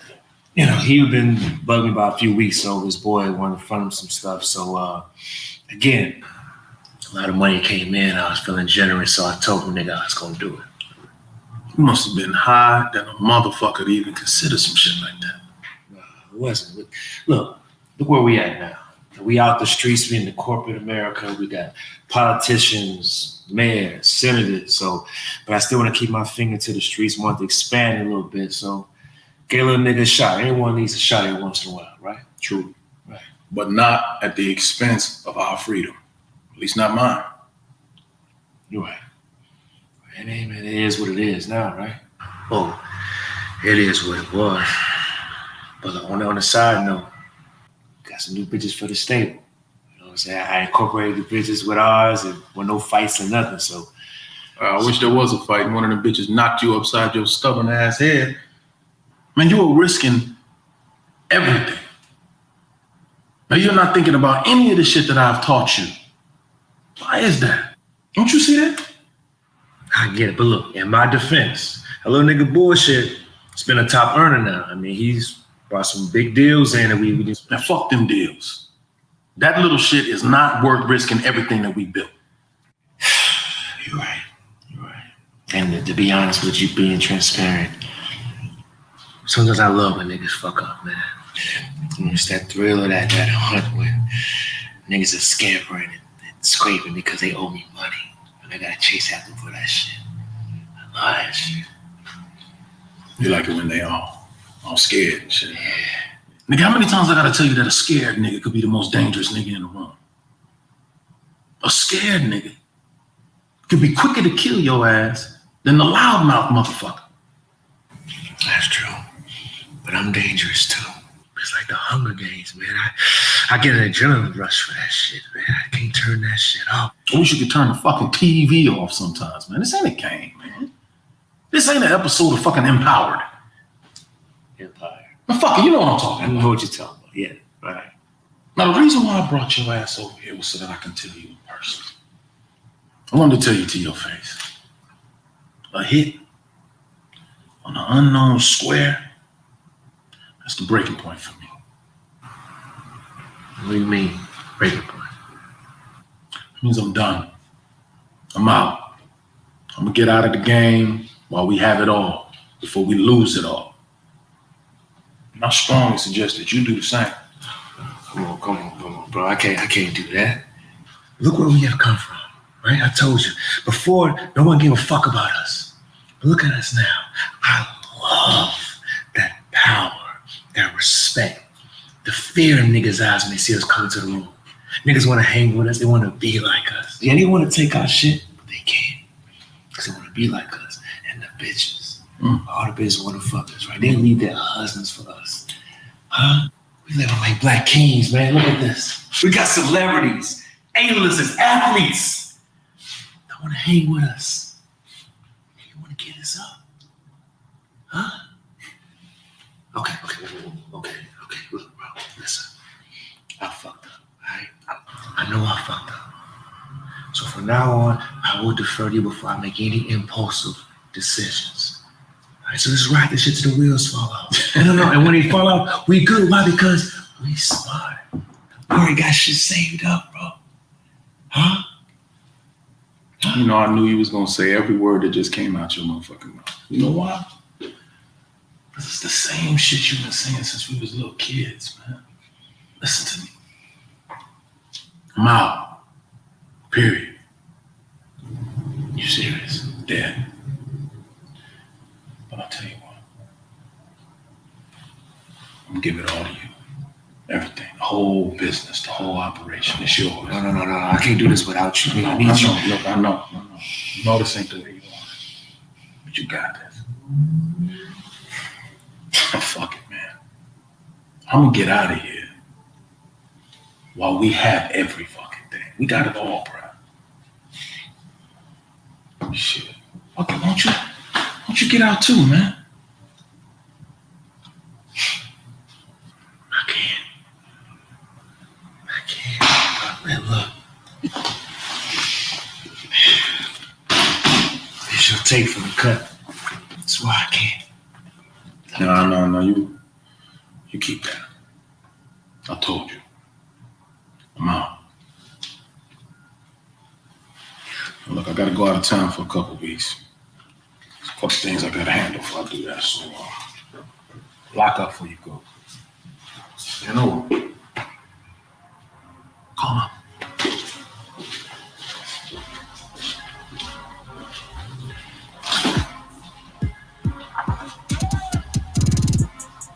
Another day, another dollar. It's about your money and the power. You gotta get it how you live, boy. You gotta get it how you live. Another day, another dollar. It's about your money and the power. Hey, look, I rushed right over. All right, what's going on here, huh? You're not doing my job over here for me, are you? Roger. I lost Roger. Hey, what are you talking about? Roger's dead? Hey, you know what? Before you ask that question, why don't you take a look at these photos? Wait a minute, don't cry, sweetheart. Don't cry. Great, listen, hey, listen. Your husband's not cheating on you, all right? There's one thing we can be sure of, okay? But he may not be all he's cracked up to be, all right? Because he's hanging out with some pretty heavyweight people, all right? So, look, see these guys here? Well, take a look at these guys here, all right? These guys, some pretty unsavory characters. These some thugs, okay? So, look at them very carefully. Tell me if you see anybody. Do you recognize anyone?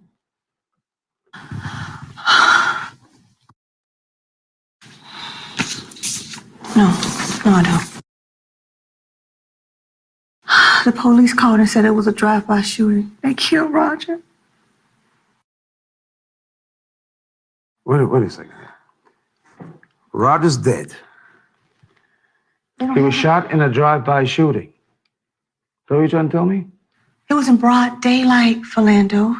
I called the police department and no one had any answers for me. They told me they'd call me back when they find something out. That's why I called you.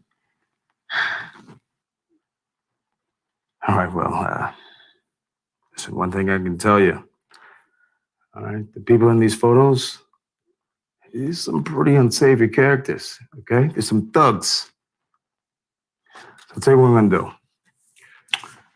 I'm gonna do a follow-up, all right? I'll be in touch. I'm gonna find out who these people are. Listen, I'm just too afraid of what I may find out. I don't want to go through with this anymore, okay? Just here. Please, take the money. What is this? I need to close it out, okay? I don't want to do it anymore.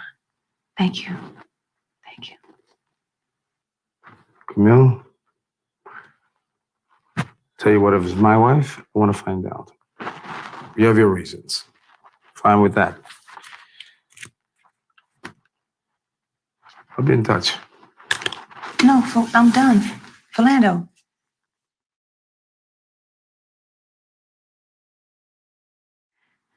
Bullshit. Nigga, I know your ass was there, all right? The PR already showed me the pictures of you and Roger. Let me tell you something right now. If you don't start telling me what the fuck happened to Roger, I'm gonna call my brother. You know he can't stand your cokehead ass any motherfucking way. I'm telling you, he gonna have all them niggas you was with, your fuck ass, and anybody else that was involved, he gonna have all y'all motherfuckers pushing up daisies. You understand me? Oh, cuz, come on, calm down. You ain't gotta do all that. Mike must have had a nigga killed, man.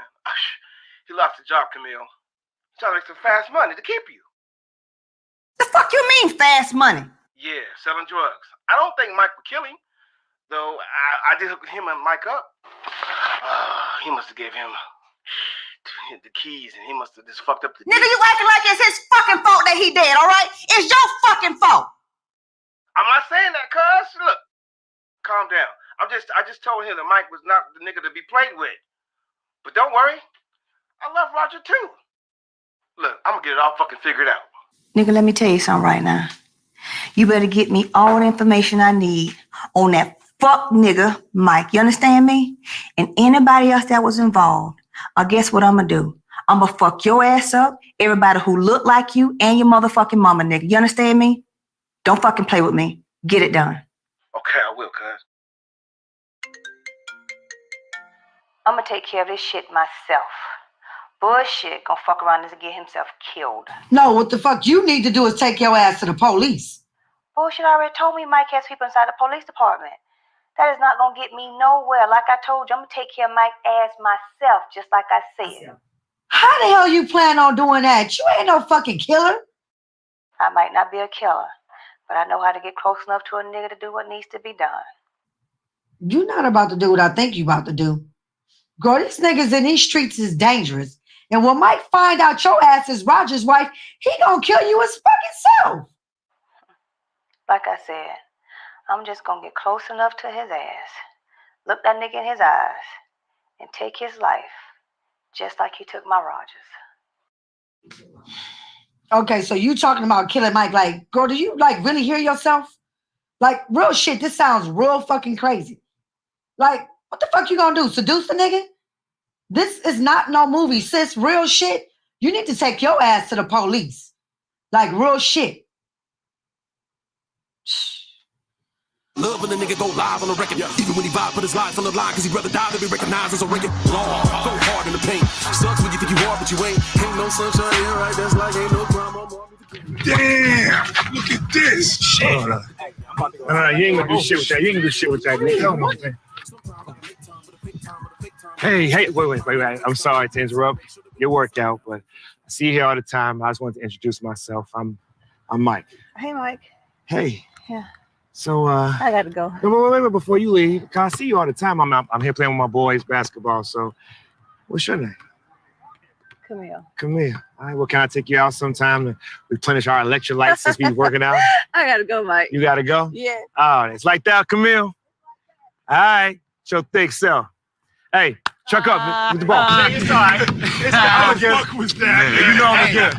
You know I'm gonna get it. You blew that shit. That's what you get for always hating on me, man. Shut your ass down, man. Hating on you. Yeah, hating on me. One for me, nigga. You still be sucking on that glass dick, right? I gave you life, nigga. Huh? Watch your motherfucking mouth talking to me. Matter of fact, sit your bitch ass down. You ain't playing no ball no more, nigga. Fuck this. Yeah, fuck this. Fuck you, nigga. Watch your mouth. Check up. Let's play ball.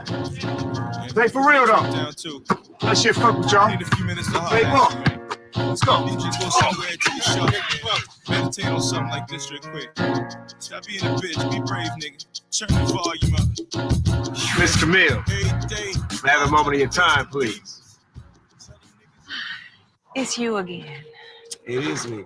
And this is my man, Big V. This is Camille. How you doing, Doc? How you doing, Mr. Big B? Fantastic. Mm-hmm. So I'm just getting a late night run.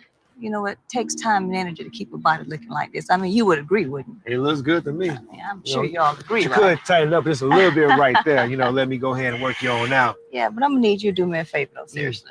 What's that? I'm gonna need you to don't touch stuff that don't belong to you, okay? Okay. I look like she got a point there. You got your work cut out. I do, right? And you know, you're right. My apologies. I shouldn't have put my hands on you, especially during this Me Too movement, right? Mm-hmm. Right. Okay, well, look here.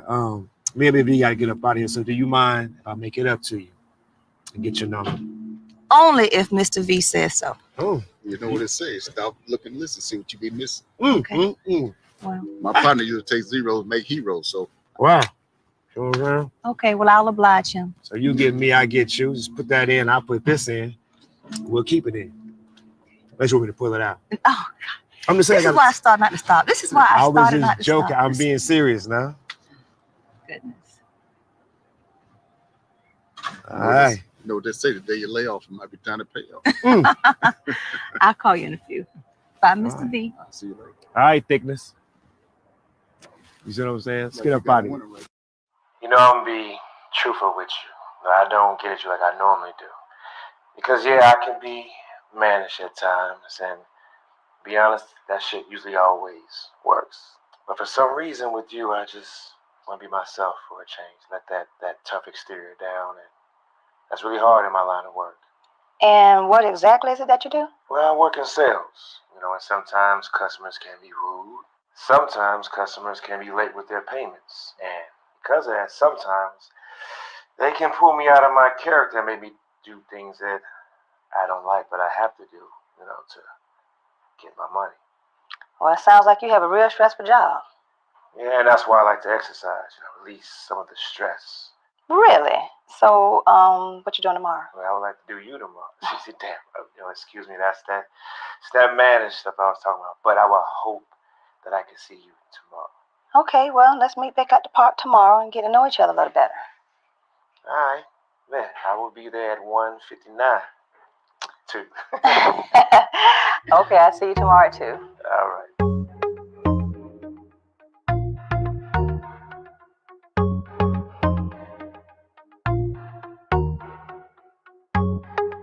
Good afternoon, young lady.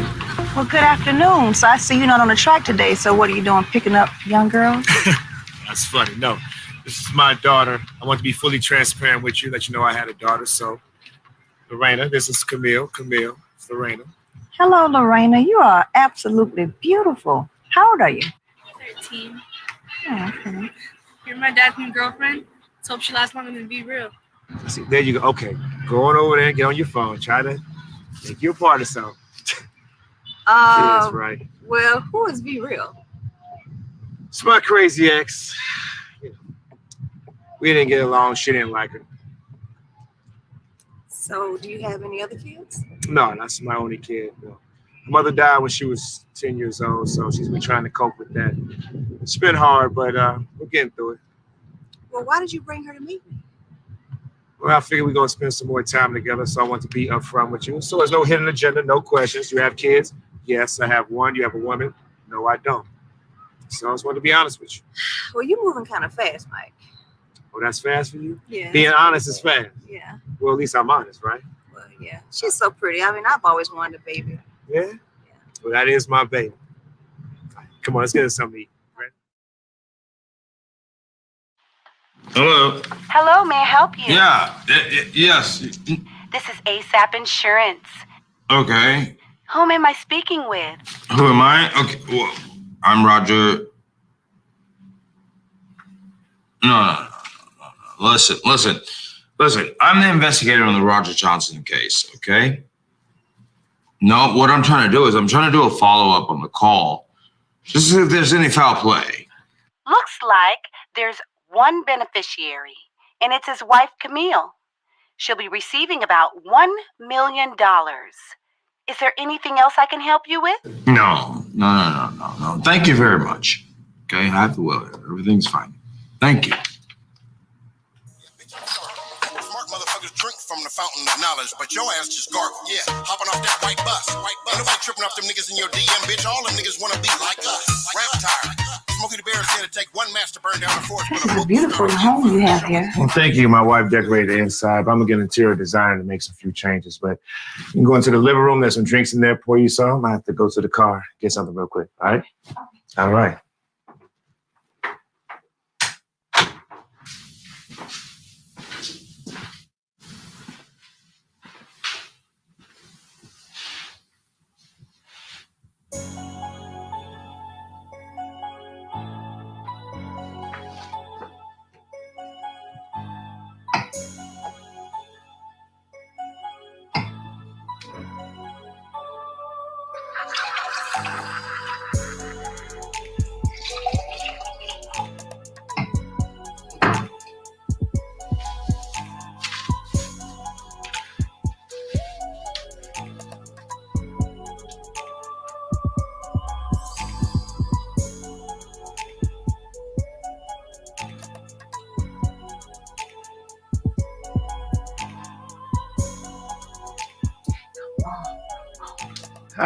Okay. Let me see what you chose. Oh, I'm sorry, I don't drink that sweet wine. My wife got that, so you can have these bottles. I like something with a little edge to it.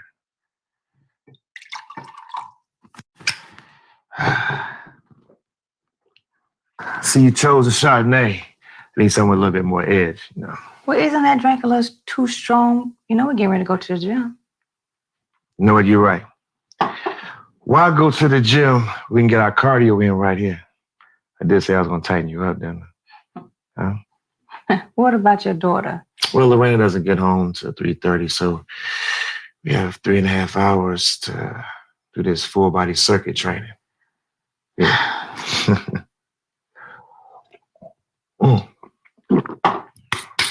I call it sexercise me.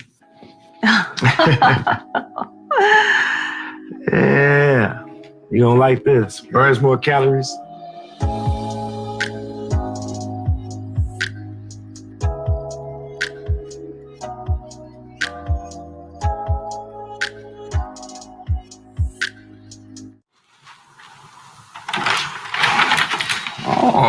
What are you doing here? Oh, hey, how fortuitous. Brilliant minds think alike. I was just about to leave this invoice under your mat here. You answer the door. So, here you go. Pay close attention. Now.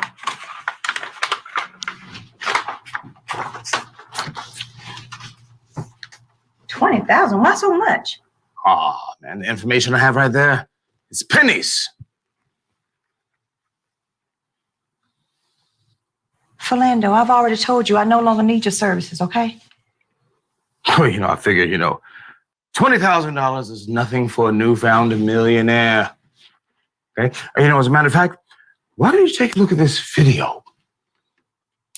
Guess what? It's starring you. You know something? It really baffles me here, that you tell the police you have no idea about the killer of your husband. Oh, yeah, your friend Mike there, your newfound love. You guys had your husband killed off for the money. What do you have to say about that? So are you trying to blackmail me, Philando? Blackmail? I'm not blackmailing you, okay? I'm merely trying to do my job, okay? So let me tell you something. You got 1 week, all right? I know how much of a hassle it is to get all that cash out the bank, okay? 1 week, sweetheart. Fuck you, okay? Fuck you. You get that money. Get that money!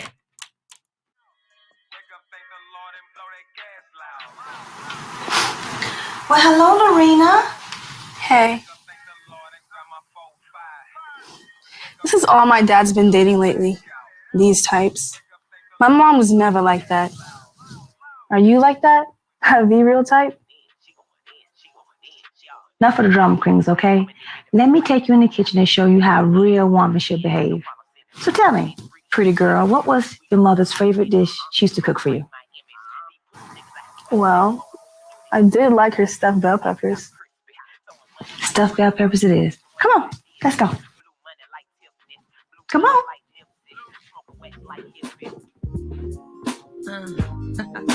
I ain't that chick. I like this track. I ain't that chick. I believed in you while you was in transition. You was stressed out. Had just got out of prison. Where you been at the last 2 weeks?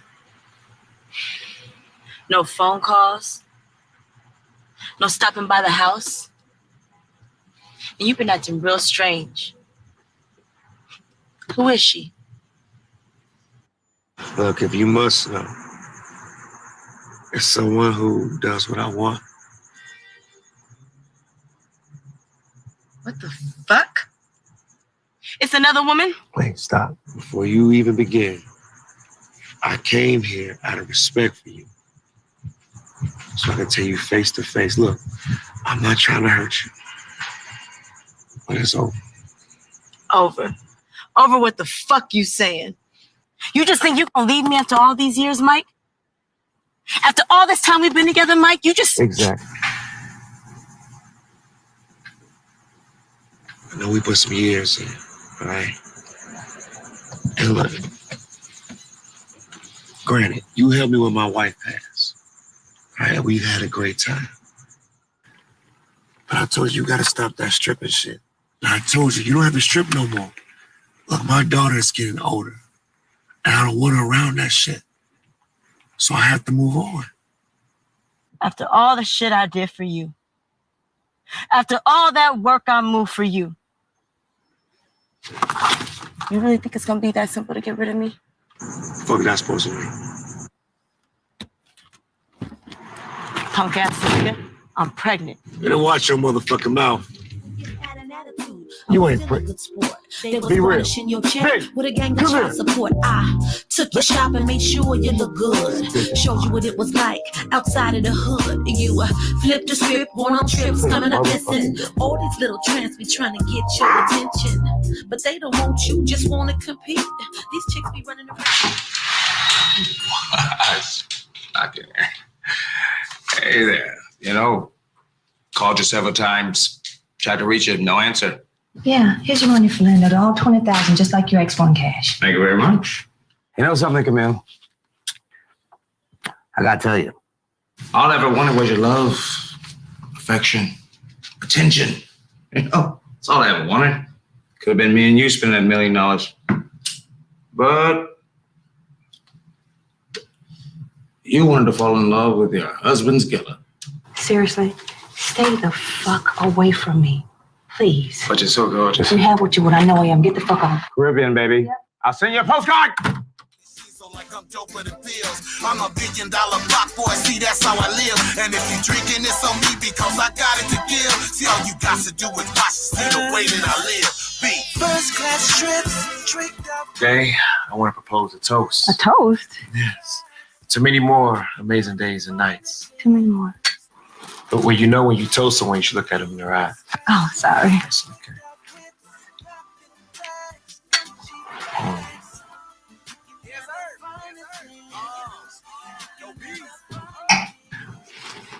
You're right. You know what? Today has been amazing. But I have to go home now. You know you don't have to never leave. Right? What do you mean? Well, this past few weeks have been nothing less than perfect. I mean, what's more amazing to me is that my daughter has fallen in love with you. And Lorena does not like anyone. You know how I feel about you. So, why don't you move in with us? You can have whatever you want. Life will be great. Huh? Can't think about it. Yeah, you can think about it.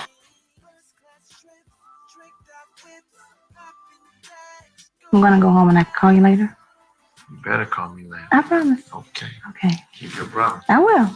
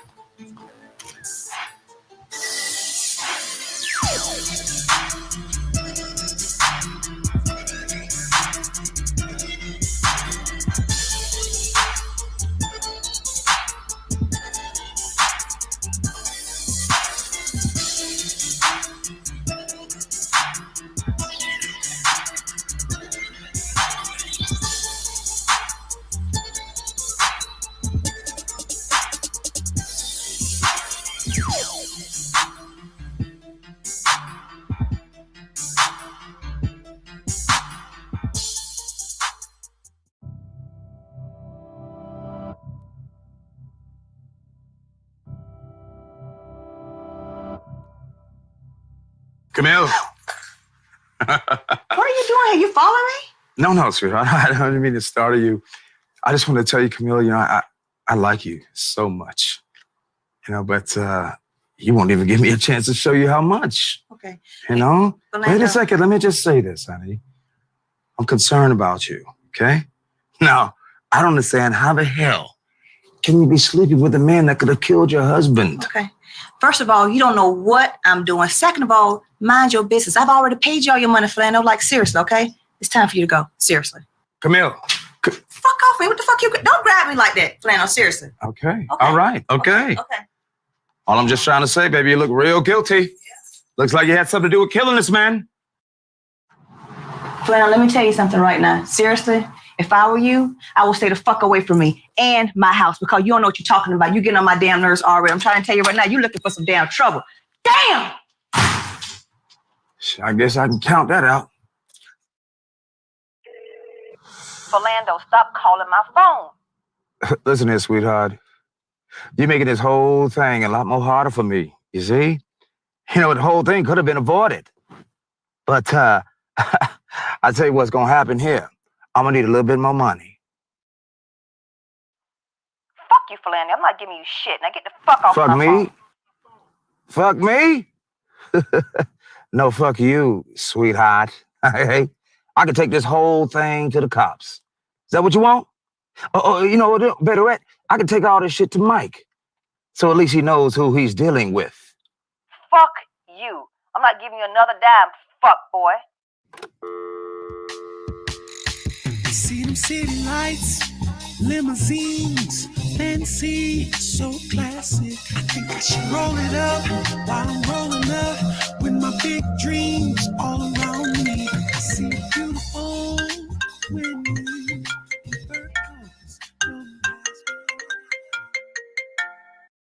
Normally I don't answer random calls, but who is this? Yes, Michael. Who I am is not important, you see. Just know that I know what you and Camille did. Say that shit again? I said, Michael, you know that I know that you know that I know what you and Camille did. Well, who the fuck is this, man? Michael, who I am is not important, okay? I am going to be someone that's going to be your best friend from now on, you see, because Camille doesn't know how to play by the rules. Camille doesn't know how to play ball. Therefore, you're going to be charged with this debacle, Michael.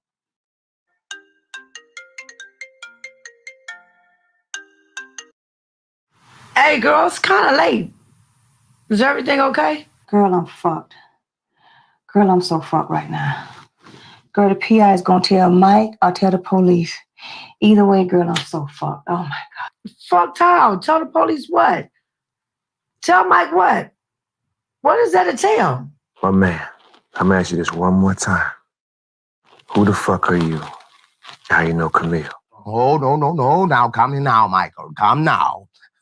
Okay. Now, I just told you we should be best friends, you see. And I'm going to need you to play by the rules as well. Okay, so hear me when I say this. I have some very important pictures. You're going to want to see them, Michael. They're of your girl, Camille. He's gonna tell the police that I had Roger killed. He showed me pictures today of me and Mike. Girl, this motherfucker is blackmailing me. Girl, either way, I'm telling you, I'm fucked. Say no more. I'm on my way. No. Girl, you can't come over here, that old crazy ass PI. Girl, I think he fucking followed me. You just stay where you at, okay? Please, just stay where you at. Fuck you, white nigga. White nigga? Did you say white nigga, Michael? Hello? Oh, that motherfucker hung up. God damn it.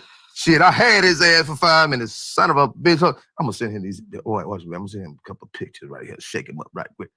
And I'm gonna send him the address. Boom. Oh, he could not take it, darling. He called me white nigga. Girl, I'm fucking pregnant. Hell no, bitch. By who? Bitch, I don't know. Just hold on.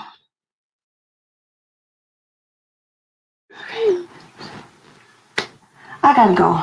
This is Mike calling. Girl, call me back. Bye. Ooh, you like that, girl, don't you? And won't you climb atop and tell me your appreciation, baby? Ooh, you fire, baby.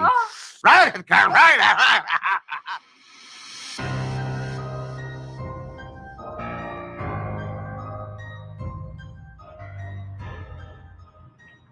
No, just stay right here. I'll be right back.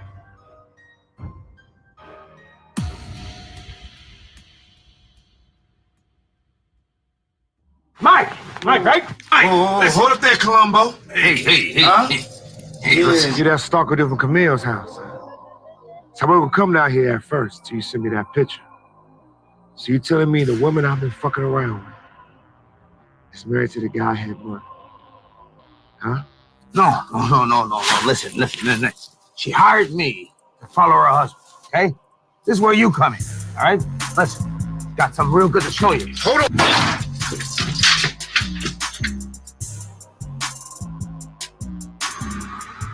That's one shot there, Columbo.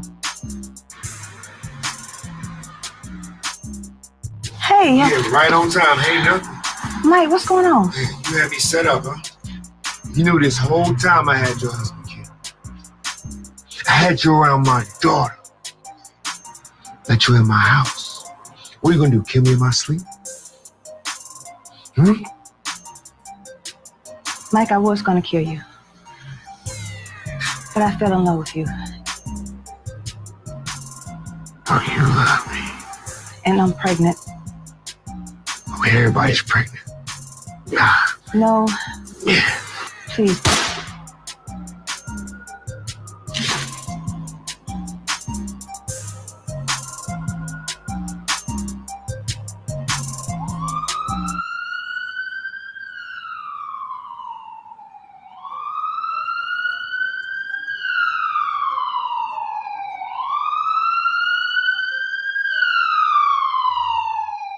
I am Carol Angela Davis. I've got some breaking news for you, folks. A woman called 911 to report that 2 men had been shot and then hung up on the 911 operator. Police now trying to pinpoint exactly where that call came from, thinking it's somewhere in the Hollywood area so that they can investigate the alleged shooting. I am Carol Angela Davis. I'll bring you updates as soon as they become available.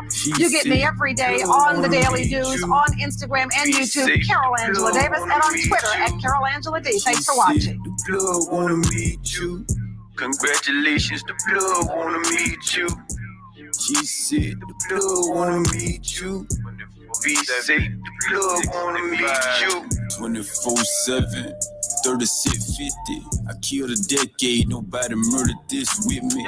You heard of his history, guns, money, and drugs. Residue, Franklin's on a table full of crumbs. Razor to the thorn, chopping glaciers for the slum. We ain't scared of pin time, we just take it had come. Lost it, come with it.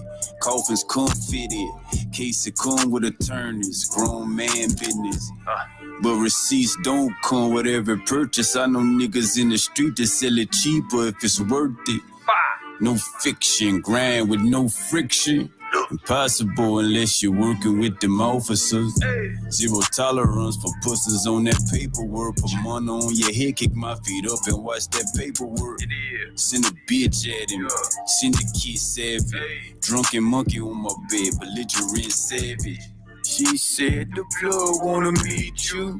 Congratulations, the blood wanna meet you.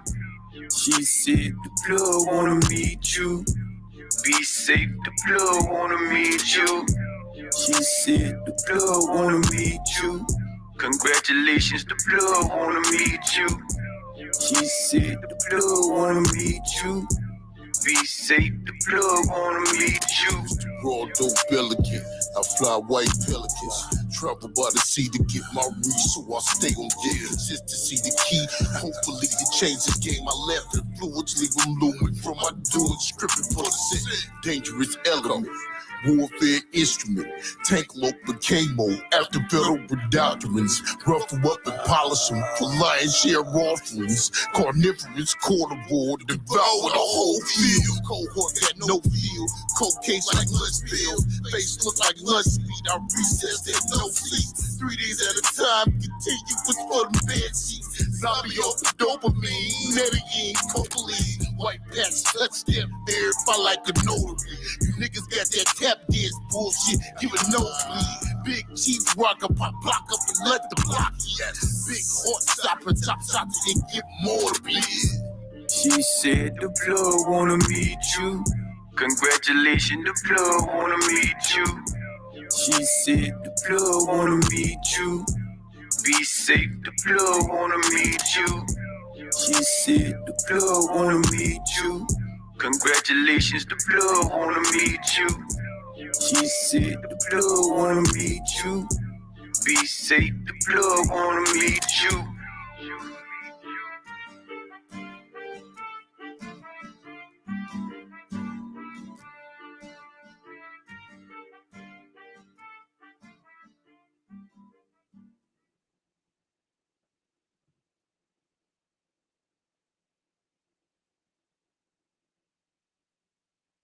Hold on, Tom. Let me unmute you. You unmute. A familiar lie. Yes, sir. Yes, sir. You don't want to meet the plug. Man, congratulations, Kurt, man. Let's start with this, man. What got you into wanting to make films, and tell stories? We talked earlier about coming from, the background with the record label, but what is it about film that you like?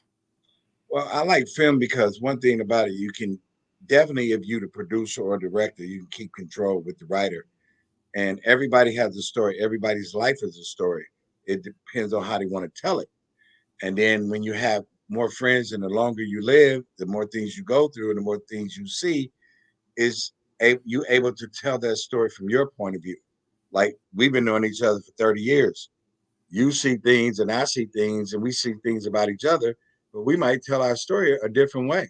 You know what I'm saying? I may see the way me and your relationship is, the way I see it, you might see it a different way. So being able to tell the story from your perspective, every story can be a little bit different, and it's really intriguing to drive the story the way you see fit or the way you want to. Tell your story, make it fun, make it dramatic, make it sad, the way you feel like you want to tell it. And the reason I got into the film is, like I say, the music business has started suffering. But as you know, like I know, with every movie, there's music needed. So I hit a lot of the people from the town, man. Like Cheyenne's on the soundtrack, Squeak Nutty Bug's on the soundtrack, Funk Daddy, RC has a track, Victor has a track. Like I say, me and Cheyenne Salah, we end up doing the soundtrack through Universal In Group. So the soundtrack is actually available on Universal In Group through all the platforms that music available on. And what do you like behind the camera, the coming up with the story? That's me. I'm not an in front of the camera guy. People always like, Kurt, get in the movie, get in the movie. I'm like, nope, I don't need to. I like being the creative person. I really like producing. Like a lot of people like, why don't you direct? Why don't you direct? I know how to direct. I know how to write. I wrote something that people love, that's selling. But my forte is producing.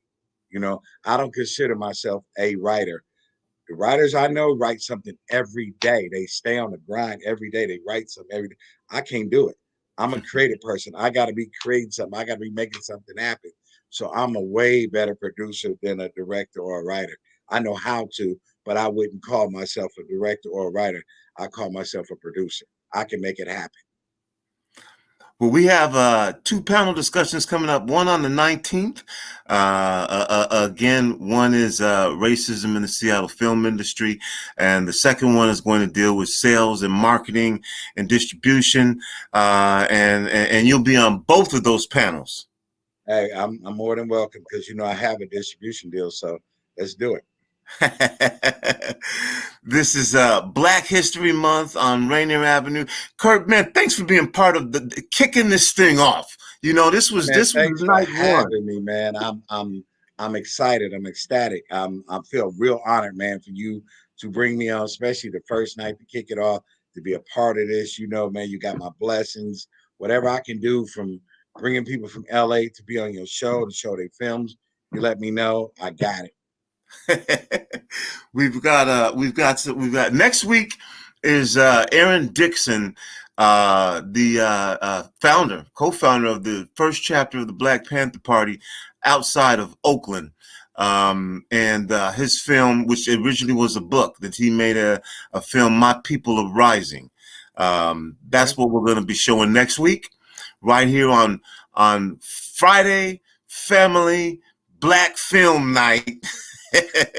Every Friday night in February as part of our Call to Conscience Black History Month celebration. Again, this Wednesday, live from the Columbia City Theater. You can't get in, but Tiffany Warner, and she'll be accompanied, will be performing live. And we're going to, again, you can't get in, but you'll be able to catch it here. And then you heard Kurt talking about Squeak Nutty Bug.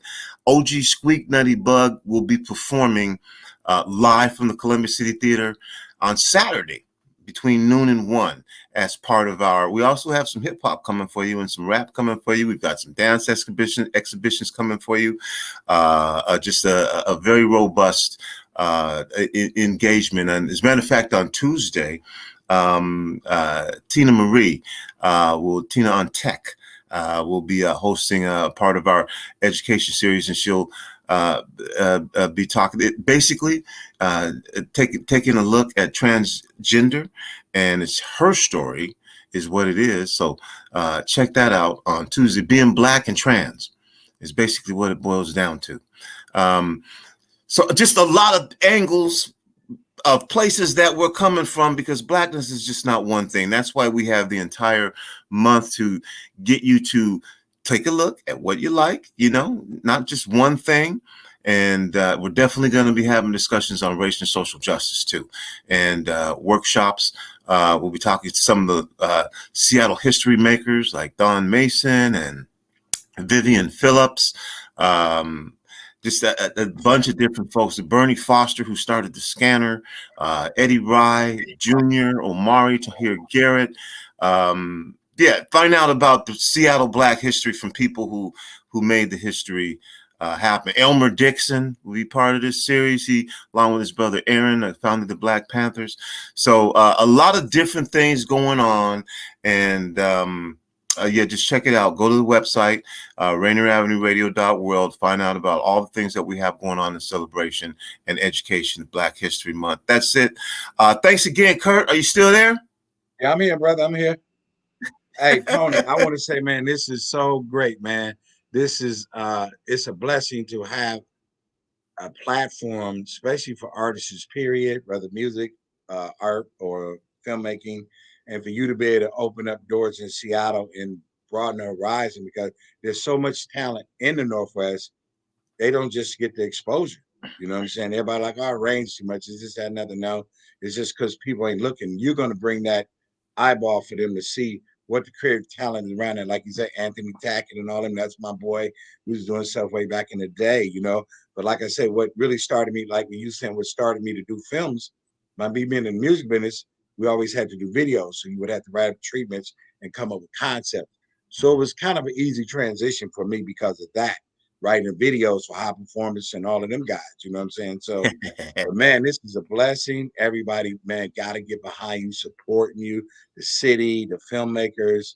I mean, because you got to think about it. When pandemic is over, you're going to be able to actually do live screenings and red carpets, just like Hollywood. You know what I'm saying? My boy Tony, you know what I'm saying? My man, 50 grand.